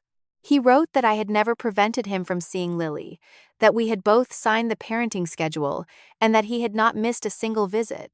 And in the final paragraph, he wrote that if anyone had said or believed anything untrue about me because of what he had told them, the responsibility was his, and they had every right to be angry with him for it. The most important things about that email were the sentences it did not contain. There was no sentence saying, "Both sides made mistakes." There was no sentence saying, "My mother went a little too far." There was no sentence saying, "Rebecca overreacted." There was no sentence explaining that he had done it because he loved his parents. I knew he believed that in part. He did not include it because including it would turn it into an excuse, and he understood that. He also did not send the email to me for a second review. He did not ask whether I wanted him to mention anything that would make him look better. He did not ask me to protect his reputation with anyone. For 8 years, he had built that story. On that Saturday morning, he began taking it apart himself. Sharon called me that afternoon. She said she had sent me the message that night after speaking with Carol on the phone for 40 minutes and had not asked me a single question before pressing send. She apologized. It was a long apology. I accepted it and told her nothing more. I did not describe the meeting in Falls Church. I did not tell her about the $35,000. I did not mention that I had drafted a post containing photographs of every document and had chosen not to publish it. Denise did not call. She only reacted with an emoji beneath Michael's email. 3 weeks later, when I saw her, Denise said only one thing about the weather. I asked nothing more of Denise. There is something I need to make clear here, because I saw it very clearly at the time. After that email was sent, I could have turned this into a campaign. I could have replied to every recipient, provided the details and the documents, and within 2 weeks I would have become the person who was right in the eyes of the entire family. I did not. Not because I was generous. Because I had just spent 3 weeks living inside a story other people told about me, and I did not want to spend the next 3 weeks living inside another story, even if this time I was the author. 9 days later, Michael sold the BMW. He had bought it 3 years earlier. In the same month, he was promoted to team leader. It was the car he parked in the driveway every evening and polished on Sunday afternoons. It was the thing Carol pointed to when she told other people stories about her son. He sold it to a dealership in Chantilly for $21,300. He sent me photographs of the paperwork and a statement showing how he allocated the proceeds, without my asking. $8,400 went to the line of credit, eliminating the entire remaining balance from the Coastline Builders contract. The remaining $12,900 went into a personal emergency account in Michael's name. He gave me view-only access to the balance and transactions during the separation. The following week, Maya sent him a written confirmation of how the $35,000 draw had been remedied. Coastline Builders had refunded $26,600. Michael had personally paid the remaining $8,400 from the sale of the car. He signed after his attorney reviewed it. There were 3 provisions he asked to add himself. No money would come from Lily's education fund. No money would come from his monthly child support contribution. And Carol or Henry would not pay it on his behalf. The 3rd provision had not occurred to me. It occurred to him. Beginning that month, on the 5th, I received the previous month's statements for the line of credit, Michael's business account, and his emergency account. There was no message attached, only the documents and the date. 3 consecutive months, without missing one. During that same period, he began individual counseling. Every Tuesday morning at 7, once a week, with a therapist in Arlington. He chose that time so he would not have to take leave from work. He did not tell me much about those sessions. 3 months later, during a call about Lily's summer schedule, he told me 3 things. First, that he had spent 30 years trying not to disappoint his mother and had never realized it was a full-time job. Second, that every lie bought him a few weeks of peace, but the price kept accumulating, and he let other people pay it. The third was the hardest to hear. I realized something. Every time my mother got angry, you took the impact, not me. I never had to take it because you were there. I said nothing for a while. Did you say that to your therapist? No, I'm saying it to you. During those 3 months, there was one thing he did not do, and it was the thing I noticed most. He did not ask when he could come home. Not once. Not indirectly. He did not say, when we're okay again. Our wedding anniversary fell during that period. He did not send flowers or use it to reopen the question of returning. He sent every document on the 5th of each month. He picked up Lily on time. He answered every financial question I asked within 1 day and included the numbers. And that was when I began to believe him. A little. I did not begin to believe because one dramatic act could erase what had happened. I began to believe because after the dramatic things, he kept doing the small things correctly. He had to do all of those things whether the marriage survived or not. The $8,400 still had to be paid. The story with the relatives still had to be corrected. The schedule with Lily still had to be honored. None of those things earned him a reward. A gift can be bought in 1 afternoon. A promise can be spoken in 3 seconds. But submitting complete records on time, month after month, cannot. On the final Sunday afternoon of the 3rd month, Michael texted in advance that Lily's outdoor activity had been canceled because of rain and asked whether he could bring her home 20 minutes early. I agreed. We stood in the entryway, talking about her dental appointment and a school form that required both signatures. Then I heard a car turn into the driveway. I looked out and saw Carol's silver Buick approaching slowly, its turn signal still blinking. I recognized the Buick before it had fully stopped. Lily was standing beside me with her weekend bag over one shoulder. I placed a hand on her back. Go put your bag away and take a bath. Your dad and I need to talk for a minute. Go inside first. Grandma is here, Mom. I know. Go inside first. She went in, and I closed the door behind her.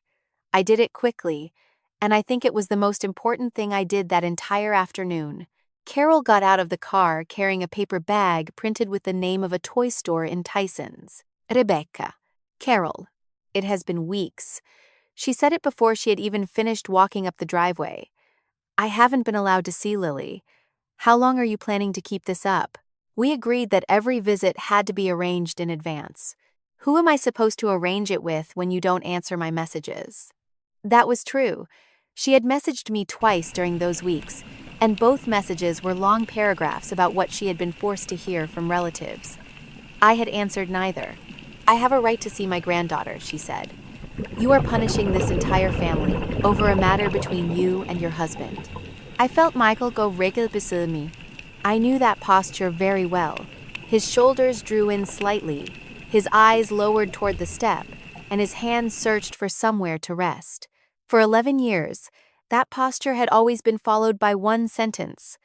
The sentence was, Rebecca, come on. I had prepared myself to hear it.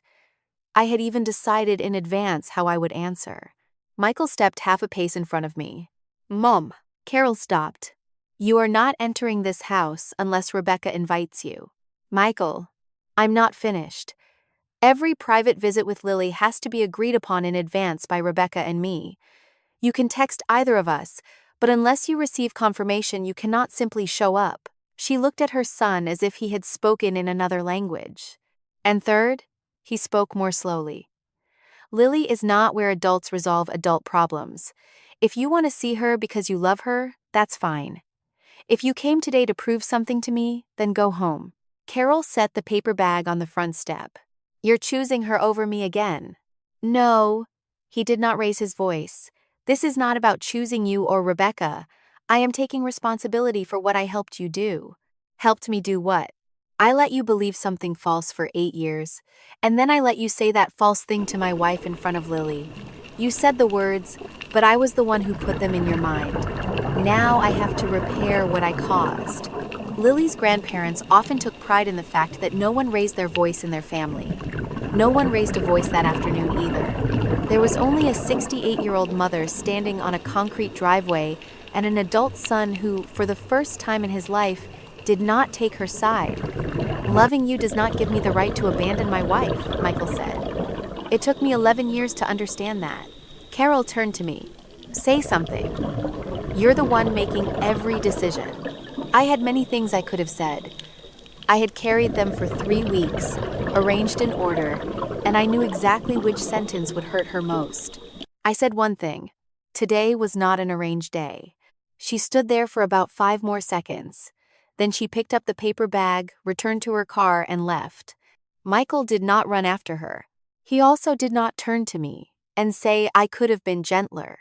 He did not say that I had just embarrassed him in front of his mother. He did not ask whether I could call her to smooth things over. He simply watched the Buick turn onto the road, then said one sentence. I should have done that 8 years ago. Yes, I know. He returned to the apartment on Gallows Road at 7. I went inside, washed Lily's hair, read with her for 20 minutes, and turned off the light. At 11 that night, my phone showed a missed call and a voicemail from Carol. I did not listen immediately. I listened the next morning while sitting in my car in the hospital parking lot before work. The voicemail lasted 2 minutes and 10 seconds. She did not begin with a greeting. Rebecca, I'm calling to say several things, and I'm not going to speak around them anymore. Then she named 4 things. She had humiliated me in front of my daughter, in my condo, on the day I had prepared a party for her husband. For 8 years, at many meals and family gatherings, she had called my property her son's property, even though no one had ever shown her a single document proving it. She had run down the steps and screamed that I had to leave the Mercedes, even though the car had never belonged to her son. And for years, she had behaved as if everything I had came from Michael, and I had no right to make decisions within my own family. After stating those 4 things, she was silent for about 3 seconds. I am not saying I'm sorry if you felt insulted. I insulted you. I humiliated you in front of your daughter and the entire family. I am sorry for what I did. I listened to that portion twice. In those 2 minutes and 10 seconds, she did not say that Michael had deceived her too. She did not say I had hurt her as well. She did not say she was older and hoped I would understand. She also asked for nothing. She did not ask to see Lily.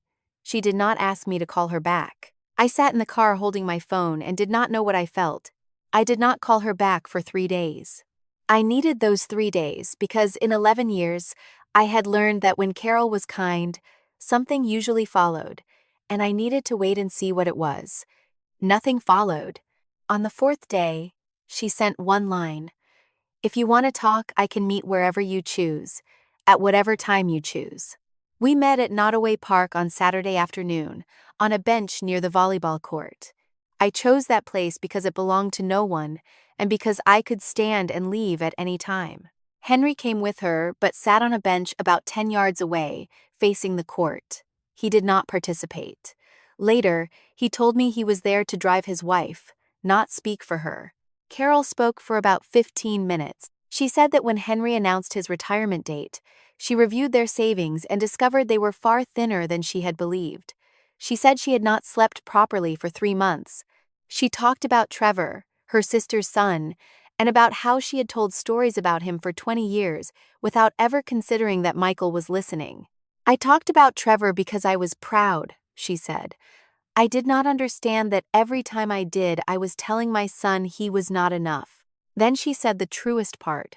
I liked the story that Michael bought the condo, not because I needed a condo. I liked it because if my son was successful, I was still important to him. People often need their children. I needed my child to need me. I listened to all of it. Then I spoke. I believe what you just told me, and I understand why you did those things.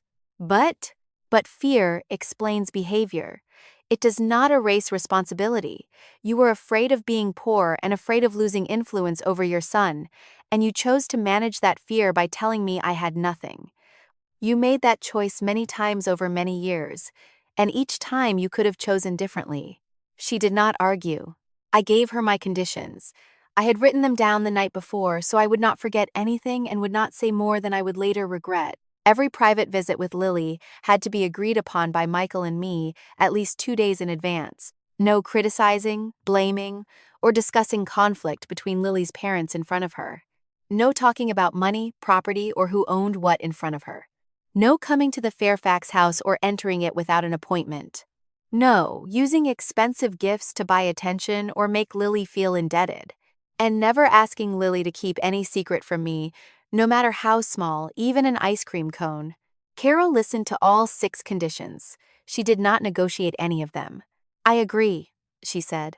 Then next Saturday at 10, here in this park, 1 hour, I will be present. You're going to sit and watch me with my granddaughter. Yes. She looked down at her hands. All right, she said, that's fair.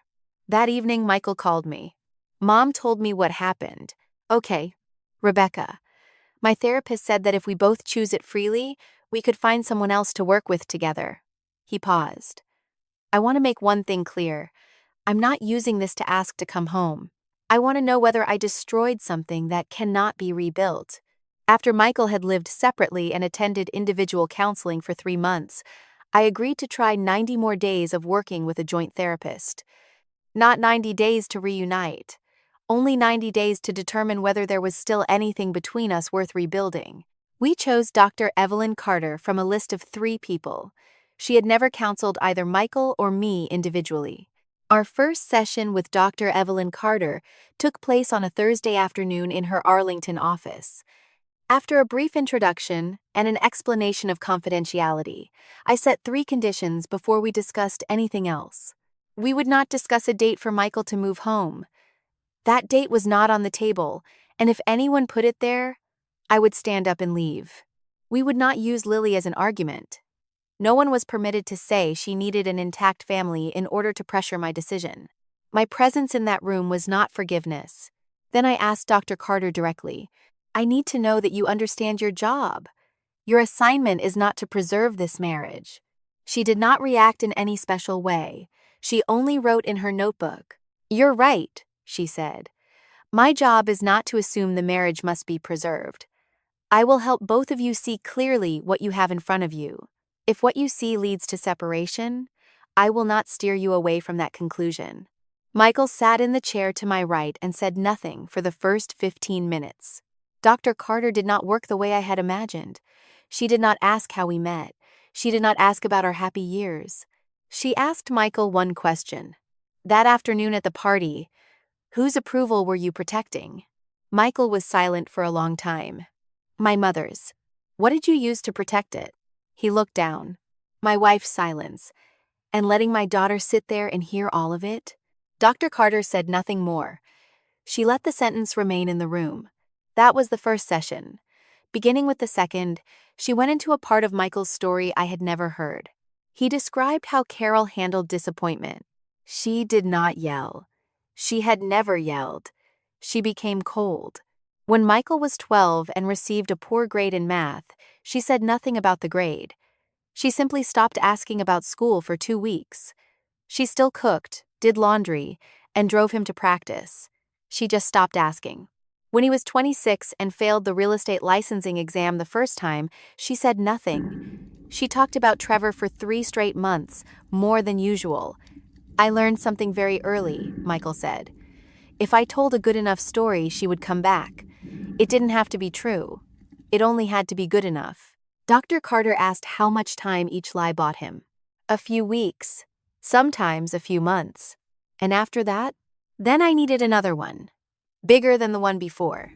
I sat 3 feet from him and listened to my husband describe the exact mechanism that had consumed 11 years of my life, and I realized I had never known anything about it.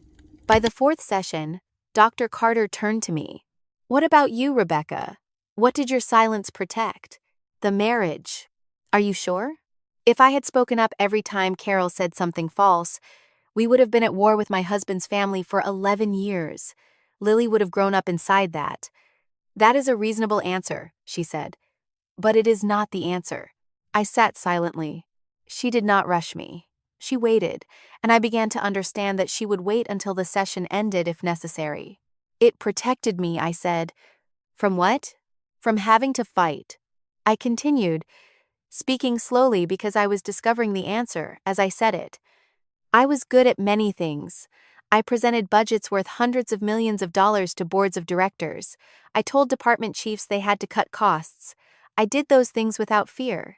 But when someone in the family said something unfair about me, I chose to let it pass. I thought that was maturity," I said. "Now I think I simply did not want to be the person who ruined the evening." Dr. Carter asked Michael a question. "Did you know she would let it pass?" "Yes." "Did you factor that into your plan for the party?" "Yes." She turned back to me. "Rebecca, I need to make one thing clear, and I will repeat it throughout the next 3 months if necessary. All right. Your silence did not create his lie. You are not responsible for what he did. If you had spoken up at that Thanksgiving dinner, he still could have chosen to keep lying. Many people are lied to without having done anything wrong. Yes, but you do have work to do, and it is not penance. You have to change how you protect yourself, not for him.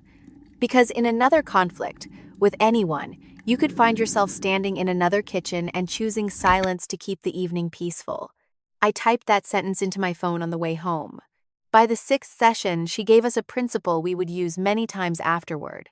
That day, Michael asked her a direct question. He asked what he had to do to be forgiven. Dr. Carter said she would answer in 3 statements and asked us not to combine them. Forgiveness is the personal choice of the person who was hurt. It is not a reward the person who caused the harm is entitled to earn by accumulating enough points. It can come early, come late, or never come, and it does not require an explanation. Access is different.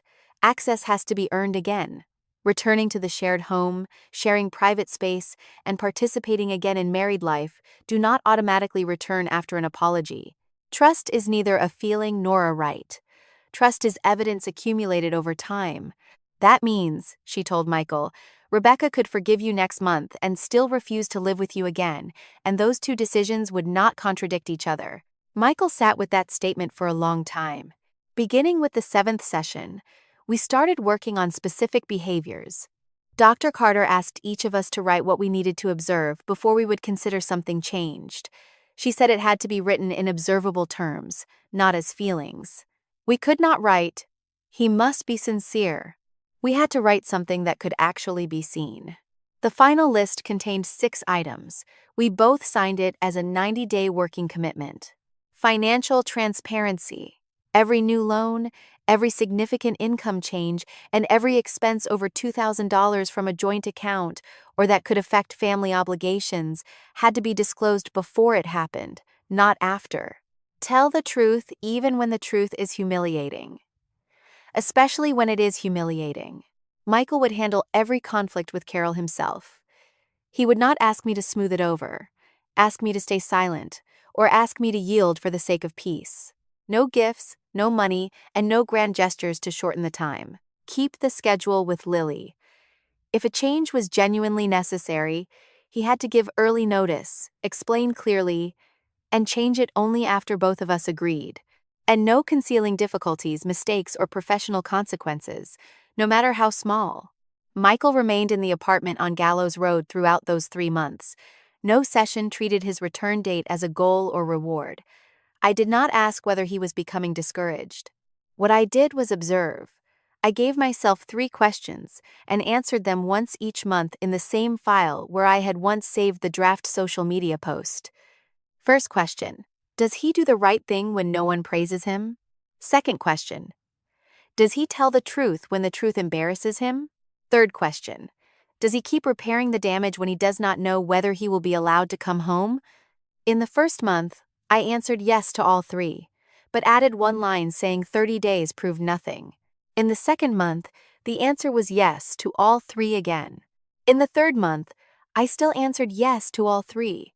This time, I added no warning, but I also did not write that trust had returned. At the final session of the 90 days, Dr. Carter asked both of us one question: do either of you still want to return to the marriage you had before? Michael answered first.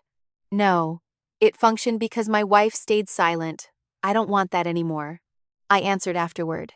Neither do I, and I think this is what took me the longest to understand. I continued with what I had been thinking throughout those 3 months. Our marriage did not collapse because of one party. It had never been stable. It functioned because every time there was a collision, I absorbed it, and every time Michael was afraid, he said something untrue. Those 2 mechanisms fit together very well. They fit so well that we mistook them for peace. Then if you are not returning to the old marriage, Dr. Carter said, what are you considering? Building a different one, I said. And I don't yet know whether I want to build it. She wrote that in her notebook and said it was an honest enough answer for us to begin there. 4 days later, Michael called me at 9 on Tuesday morning, a time he never called because I was always in a meeting. I need to tell you something before you hear it from someone else. What? My company's compliance department just opened a review into my use of company email and document templates for the condo file. I used them in a transaction involving property I had no authority over. The review began with something very small. Olivia Grant sent the transaction termination notice to all parties, exactly as she had said she would. One copy went to the email address Michael had used, which was his company address. Under the firm's retention policy, the company system preserved emails and transaction documents sent through a company account. During the next routine audit, the compliance department reviewed the archived email chain. They found 4 things. Michael had used his company email for a private transaction without disclosing the transaction in the internal system. He had sent a transaction summary on a document template bearing the company logo. In that summary, he stated that the owner had agreed in principle, and he described himself as the person authorized by the owner to handle the renovation. There were things they did not find, and I need to be clear because that matters. There was no forged signature. Michael had never signed my name, and had never had anyone else sign for me. No client funds had been taken or misdirected. No ownership document had been forged or altered. But the conduct they confirmed was still enough for the company to open a disciplinary matter, misrepresenting consent that did not exist. A conflict of interest, because the beneficiaries of the transaction were his parents, and using company resources for a personal matter. During that Tuesday morning call, I left the meeting room and stood in the 4th floor hallway. They want a written statement from me within 7 days, he said. Then what? Then the Internal Compliance and Ethics Committee will meet. It could be a reprimand. It could be more serious. Have you told them anything yet? No. I wanted to call you first. I noticed that he did not ask me a single question. He did not ask what I could do to help him. He did not point out that this could affect his income, even though his income still affected Lily's support and our shared financial obligations. He simply informed me and stopped there. I was the one who asked. What if I wrote a letter saying this was a family misunderstanding, that we had discussed the transaction but had not finished the paperwork? He was silent for about 5 seconds. The discipline might be lighter, he said. Compliance cares about whether anyone was actually harmed. If the owner says there was no dispute, they might treat the file more lightly and focus on an internal procedural violation. But it would not be true, Rebecca. I said nothing. I am not asking you to do that, and I will not ask. You sat in the room in Falls Church and listened to me admit 10 things. If I ask you now to write a letter saying the opposite, then that afternoon meant nothing. It would only mean I told the truth once, because it benefited me. I stood in that hallway and remembered something. 4 years earlier, his company had conducted an internal review unrelated to him, and one of his coworkers had been suspended from handling transactions for 3 months. That night, Michael sat at the dining table and told me the man was stupid, that he only needed to describe things a little differently and it would have been fine. He had said it in the voice of someone who knew exactly what he would do in the same situation. "All right," I said. "I will not write that letter. But I will not write anything to make this worse either. If they ask me, I will state exactly what happened, no more and no less. That is all I'm asking." He submitted his written statement on the 6th day. Michael sent me a copy after submitting it, and agreed to let Maya review the portions involving the property records. I did not read it, but Maya did and told me 3 lines. Michael wrote that the owner had given no consent at any time, in any form. Michael wrote that he had arranged a family gathering to pressure the owner before obtaining a signature. Michael wrote that the documents he sent through the company system were phrased in a way that benefited him, and that he knew it when he wrote them. Maya told me that in 14 years of practice, she had rarely seen a written statement accept responsibility that directly. "He has an attorney," she said. No one advised him to evade responsibility, but no one could have forced him to write it that plainly either. The committee met 10 days later. The outcome had 4 parts. Michael was removed from consideration for the team leader position in the Reston office. He had been told he was on the list 3 weeks before the review began. It had been his path back to a team leader role after being removed from that position 11 months earlier, and that path closed. All of his transactions were placed under supervision for 6 months, meaning someone would review every file before completion. He had to retake the mandatory ethics course and pass the internal examination at his own expense. He did not lose his job. His real estate license remained active. Michael called me that evening with the result. He spoke in the voice of someone reading meeting minutes. "I think that was lenient," he said. "You do? I can still work. I can still support Lily. 30 days ago, I wasn't sure I would be able to." Carol learned about it 3 days later, not because Michael told her, but because Henry asked him directly during a meal. She reacted exactly as she had for 40 years. She said she would call the company. She said she would explain that this was a family matter, that her son had only been trying to help his parents, and that people did not understand the circumstances. Michael stopped here. He told me about that conversation over the weekend, and I wrote it down because I wanted to remember it. He said 3 sentences to his mother. "You are not calling my company. This is my consequence. If you call, you are taking it out of my hands. And you are not fixing the story for me again. That is what brought this family to this point." Carol did not call. After the 90 days, we agreed to continue seeing Dr. Carter every other week, still without setting a date for Michael to return. Throughout the 6 months of supervision, Michael kept every commitment he had made. On the 5th of every month, he continued sending complete statements for his business account, emergency account, and proof of his contributions for Lily, including the month when his income was the lowest it had been since entering the profession. He kept Lily's schedule. During weeks when he had to stay late at the office to redo files, he rearranged his own work instead of assuming I would change the schedule.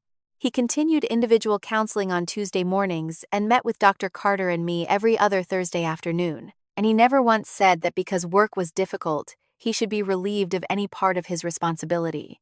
One evening, I recalculated everything and realized something. If this had happened 2 years earlier, Michael would have lied. That had once been the first tool he reached for whenever there was a risk that someone might see him exactly as he was. This time, he had an easy way to reduce the consequences. He only had to ask me to write a letter. I might have written it. 3 months earlier, I might have done it, not because I felt sorry for him, but because his income affected my child. He did not ask. He did not mention it. He did not put me in the position of deciding on my own that I should help him. And for the first time in 11 years, my husband accepted being seen exactly for what he had done when he had a way to avoid it. 4 weeks later, I printed invitations for Lily's 9th birthday.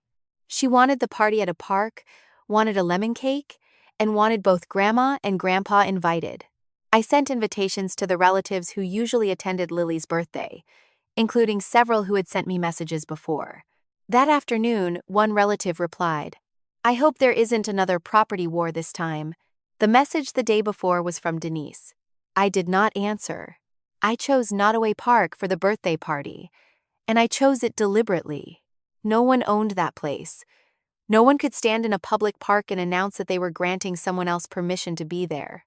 It was also not the beach condo, not the Fairfax house, and not any place that could become the subject. There were 2 picnic tables, a ball field, a playground, and in 40 minutes, 11 children Lily's age would be running around.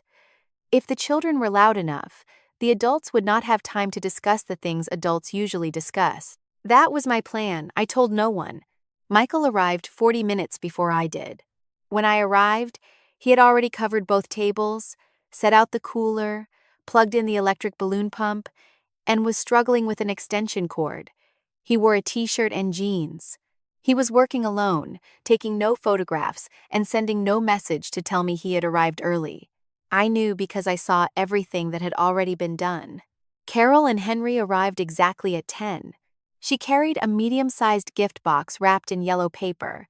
When I opened it later, it contained a set of colored pencils and a sketchbook. It was a modest gift, within the limits we had agreed upon.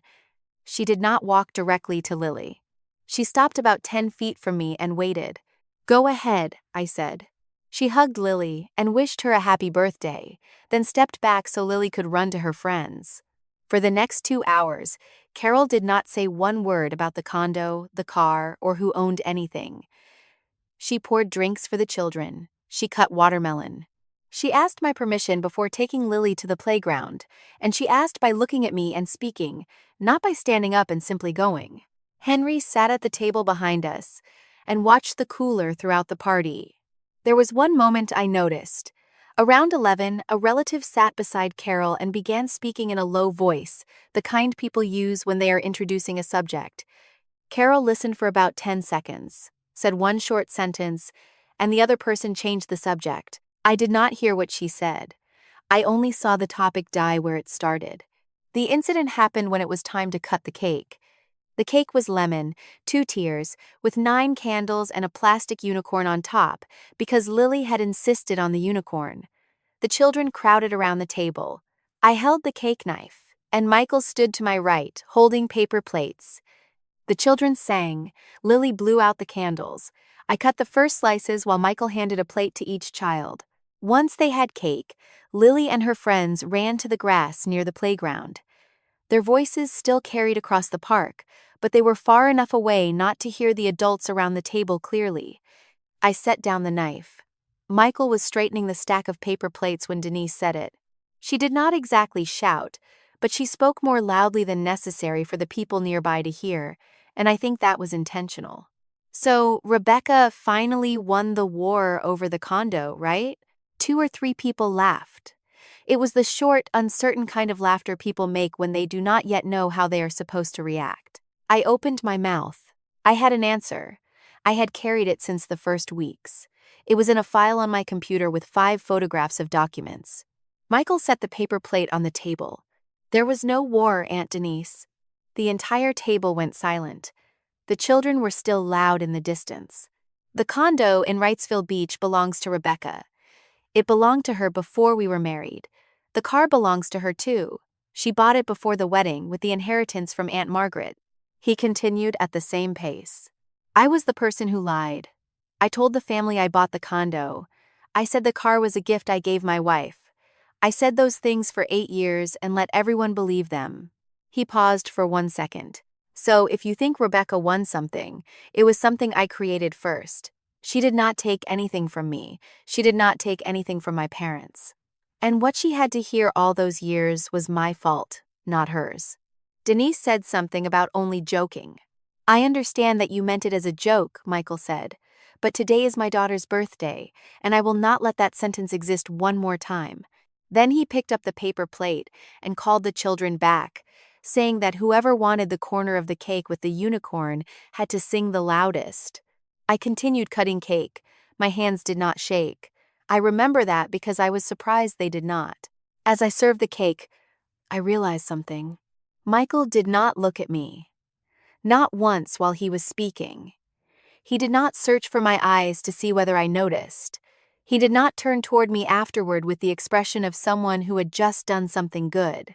He finished speaking and went back to serving cake. And Carol, sitting at the far end of the table, set down her cup and addressed everyone. That subject ends here. She did not explain further. No one mentioned it again during the remaining 2 hours. I need to say one thing about that afternoon. More than a year earlier, at another party, there had also been cake, relatives, and a comment about who had given me what. That time, I was the only person in the yard who knew the truth, and I stood there alone with it, and in the end I carried my child to the car. This time, the comment was still made, the same kind of person, almost the same audience. The greatest difference was that I was not the person who had to answer. That was what I had been waiting for during 11 years without knowing I was waiting for it. The party ended at 1. Michael stayed to clean up with me. Lily sat on the picnic table counting her gifts. As we loaded the cooler into the trunk, I spoke to him. What you did while we were cutting the cake? Yes.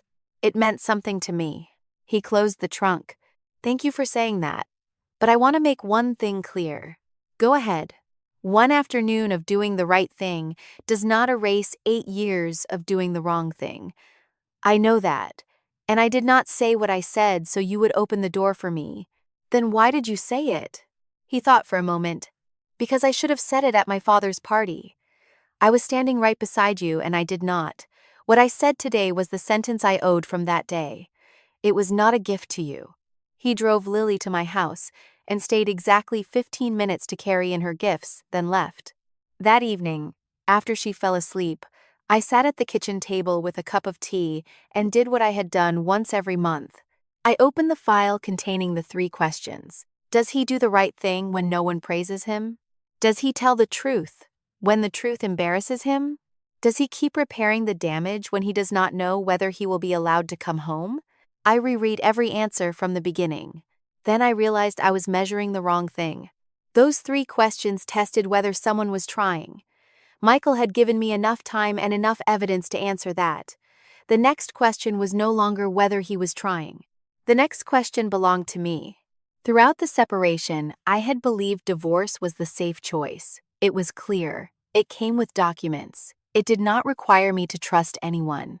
That night, I understood that the least risky choice was not automatically the right choice, but any other choice needed boundaries clear enough that I would not have to place my entire safety in a promise. What I needed to protect was not only the certainty that I would never be deceived again. I needed a life in which I did not have to remain silent to keep the peace, and in which Lily could grow up in a home where people told one another the truth, whether that home contained 1 adult or 2. If that home had only me, I could do it. I had proved that throughout the separation. If that home had 2 adults, it needed conditions, and those conditions had to be written down. I texted Michael at 10 that night.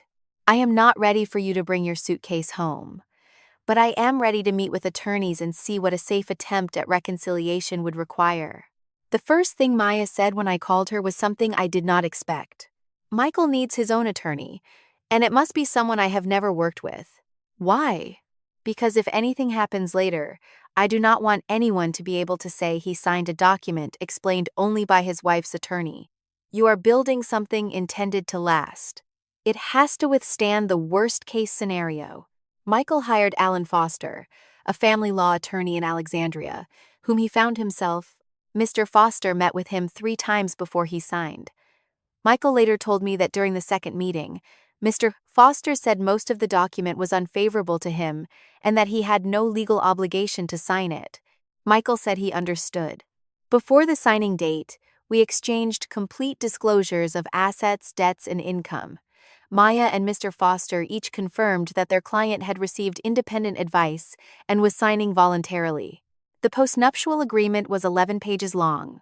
I will describe its 8 main provisions, because those 8 provisions kept the following years from repeating what had happened. First, the Wrightsville Beach condo belonged to the Margaret Family Trust, was separate property, and would remain separate regardless of how many more years Michael and I lived together. Second, the Mercedes was my separate property. Third, Michael had no authority to represent me in any transaction, orally, in writing, or by implication. If representation was needed, there had to be a separate, time-limited power of attorney for that specific matter. Fourth, any gift or loan to a relative exceeding $1,000 from a joint account, or that could affect family obligations, required both parties' prior written consent before funds were transferred. Fifth, any new loan or change to a credit limit secured by marital property required both parties' prior written consent. Personal debts not secured by marital property but capable of affecting family obligations had to be disclosed to the other spouse within 7 days. The notice address for every loan secured by the home had to be an inbox both spouses could access. Sixth, both parties had the right at any time to view all joint accounts and any individual accounts used to fulfill family obligations, without cause or advance notice.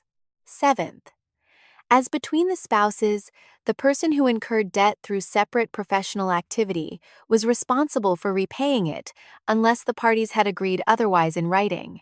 Eighth, neither party could use Lily's parenting schedule, access to her, or expenses for her as leverage for any financial or marital term. Michael signed on a Tuesday afternoon in Mr. Foster's office, with both attorneys and me present. Before the signing, Mr. Foster reviewed every provision one final time and asked Michael whether he still wished to proceed. Michael said yes. He said he had read the document 4 times at home. Both of our signatures were notarized. Regarding the $35,000, the agreement acknowledged that the full amount had been restored. Coastline Builders refunded $26,600 directly to the line of credit. Michael personally paid the remaining $8,400 from the proceeds of the BMW sale. Not $1 came from Lily's education fund. Not $1 came from his child support contribution. Not $1 came from Carol or Henry. The trial reconciliation plan was put in writing. It was not a legal agreement, only one page we both signed and each kept a copy of. 2 dinners each week, Tuesday and Friday, at the Fairfax house with Lily. 1 activity outside the house as a family of 3 every weekend. Michael would continue individual therapy, and we would continue joint sessions with Dr. Carter. Michael would keep the apartment on Gallows Road. He would bring no belongings home and would not stay overnight. And after 2 months, we would reassess, sit down, and speak honestly, even if the answer was to stop. During those 2 months, I watched 4 things. I did not turn them into a test with answers Michael had to guess. First, in situations where I needed to say no, I stopped softening the answer as I had before. He suggested taking Lily to Busch Gardens one Sunday, and I said no because she had unfinished homework.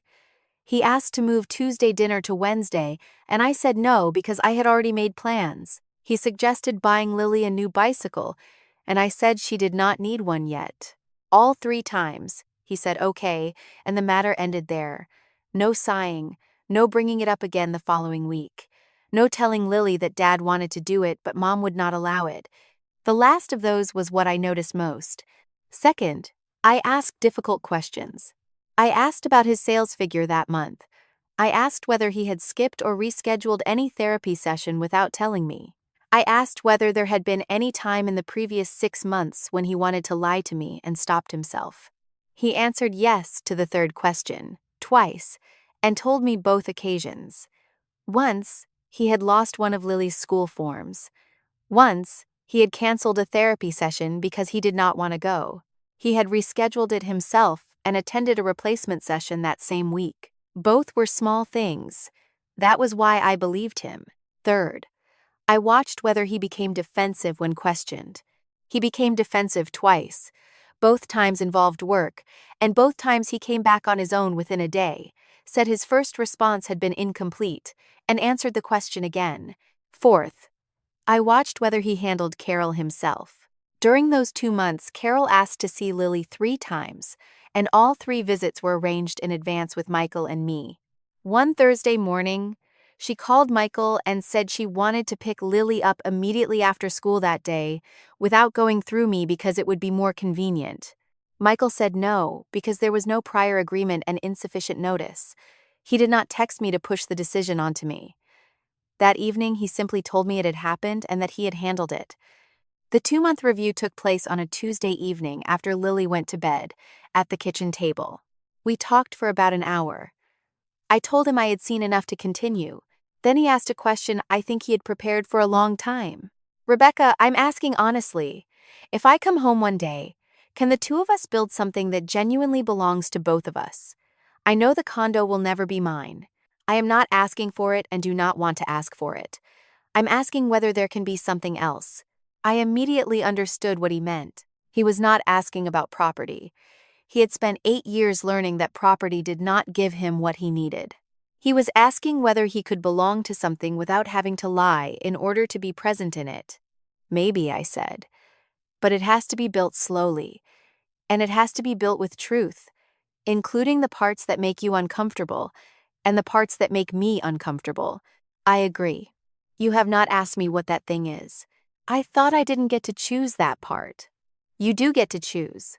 You just choose with me, not for me. After 3 months of trial reconciliation, I made a new key. I need to clarify this detail. 2 months after Michael moved out, under the temporary agreement documented by both attorneys, he agreed not to enter the house without permission during the separation and agreed that I could change the front door lock. That did not alter his ownership rights. It only protected the living boundary we had both established. I changed the lock myself one Saturday afternoon with a screwdriver and an online video, and I cried halfway through it. So the key I gave him was not the one he had returned. It was a key that had never existed before. I handed it to him on the front steps one Friday evening after dinner while Lily was loading dishes into the dishwasher. He looked at the key in my hand and did not reach for it immediately. "Take it," I said. He did. "Michael, I need you to understand this correctly. This is not a reward for the things you have done right during this time. It is not a finish line." "Then what is it?" "It is a responsibility. From now on, every time you open this door, you open it as someone who must tell the truth in this house. While you still keep the apartment, the key is to be used only at times we have agreed upon or in an emergency. It is not yet permission to move back in." He looked down at the key. "If there ever comes a day when you choose to say something just to keep the peace again," I continued, "you will return it yourself, and I will not have to ask." He nodded. Then he put the key in his pocket and returned to the apartment on Gallows Road. He did not bring a suitcase home that night. He did not bring one the next week or the next month. He kept the apartment for another 3 months. Nearly 2 years after Henry's retirement party, we returned to the beach condo. No one gave the occasion a name. It was not a housewarming, not a ceremony giving anyone a home, and not the day everything returned to normal. It was not a celebration of something I had managed to keep. It was a Saturday dinner for 5 people and Diane's cat from downstairs, which kept running onto the balcony. I need to update a few things before I describe that afternoon. Michael had moved back into the Fairfax house 3 months earlier. He kept the apartment on Gallows Road until both of us agreed, after speaking with Dr. Carter, that it was time to try living together. He did not choose his own return date. He was the one who proposed that condition. He still attended individual counseling on Tuesday mornings. We still met with Dr. Carter twice each month. Account statements went to an inbox both of us could access. He discussed with me in advance every expense over $2,000 from a joint account, or that could affect family obligations, including the time he wanted to use joint money to replace all 4 tires. The $35,000 had been fully restored long ago. Coastline Builders refunded $26,600, and Michael personally paid the remaining $8,400 with proceeds from selling the BMW. I still kept the contractor's confirmation and the final transfer receipt in the file. The supervision period at the brokerage had ended. He had not regained his former position and might never regain it. He told me he did not consider that unfair. He said people had good reason to be careful with him. There was one other small thing. The previous month, I deleted the draft post from my personal folder. Maya still retained the legal records. I had kept that draft throughout most of the separation, then deleted it on an ordinary evening for no particular occasion, and told no one. Carol and Henry arrived at 4. She stood outside the door. She knocked and waited until I opened it. "Come in," I said. We ate dinner on the balcony. I grilled fish, Henry made the salad, and Michael washed the dishes afterward without anyone asking. For 2 hours, Carol did not say one word about ownership. She did not mention the old plan. She did not mention the sewing room. She did not repeat anything Michael had once promised her. Once, she asked both Michael and me whether she could take Lily for a walk along the beach. She waited until both of us agreed. At about 6, as the sky began to change color, she looked out at the ocean and spoke. I still remember the first time I came here. The family's con. Carol stopped. She sat silently for about 3 seconds. Then, she started again. Rebecca's condo. The place Rebecca invited us to today. I told her to make herself comfortable, and I poured her more tea. That was the entire exchange. It lasted about 10 seconds, and it was what I had waited years to hear. After dinner, Lily pulled me into the smaller bedroom. The room was still there. The door frame was still there. It still held the pencil marks measuring her height since she was 3, and lower down near the baseboard were the 2 faded blue ink marks Aunt Margaret had made for me when I was 9. Lily stood straight, with her heels against the frame. I drew a new line and wrote the date. Then she asked in an ordinary voice, as if asking when dinner would be ready.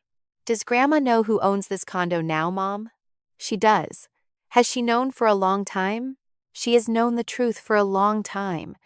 Now she understands it. She thought for a moment. So is it over now, Mom? I sat on the edge of the bed. The question of who owns the condo is over. But I want you to remember something else. And it matters more. What? This place matters because here, people have to tell one another the truth and treat one another with kindness. If someone fails at either of those things, that person has to stop, tell the truth, and repair what they did. Femme? Even you have to repair things when you do something wrong. But you will always have me to help you repair them. She smiled and ran back to the balcony. Michael came and stood beside me in the doorway. He looked at the doorframe with the pencil marks. I knew what he was looking at because he was the person who had signed a contract to remove it. He did not apologize again. During the previous months, he had already accepted responsibility for signing the contract that would have removed it. He also did not call the condo anything. Not our home, not our place, not family property. He said only one sentence. I'm grateful to be allowed back. I stood there for a long time after he said it. The phrase allowed back no longer meant what it once had when he said it. When Michael entered this marriage, he carried the belief that to belong somewhere, he had to own it, or at least make other people believe he owned it. Now being allowed back meant something different. It meant taking responsibility for what he had done long enough for other people to see it. It meant respecting a boundary even when no one was standing guard over it. It meant telling the truth precisely when the truth made him look bad. And it meant understanding that the right to remain close to someone was not automatically guaranteed by a marriage certificate. It was maintained by how he behaved every day. I thought a great deal about the word victory during that time. At one point, I thought victory meant keeping the condo. But the condo had never left my hands. I had not won it. I had simply not lost it, and those were different things. At one point, I thought victory meant the Mercedes still parked in the garage in Fair. At one point, I admit, I thought victory meant humiliating Carol in front of the entire family. I had enough documents to do it. I still believe that if I had chosen to, I could have lived with it. Victory was none of those 3 things. Victory was that Saturday afternoon, when my 9-year-old daughter stood against the doorframe so I could mark her height, and she had never again had to watch her mother stay silent to keep other people comfortable. Michael did not regain his family with an apology. He did not regain it through the afternoon in Falls Church, or the letter to the relatives who had heard the false version. He earned back one opportunity, and he earned it through small choices repeated over hundreds of days, mostly when no one was watching. Carol did not regain access to Lily simply because she was her grandmother. She regained access because she learned how to become a safe person for Lily to be around. And I did not return to the old marriage. The old marriage functioned through 2 different mechanisms. I remained silent to avoid conflict. Michael lied to avoid being seen exactly as he was. My silence did not create his lies, but it kept me living inside them longer. Those mechanisms locked together, and we once called the result peace. The family we are building now is louder. We say uncomfortable things out loud. We have an 11-page document in the filing cabinet.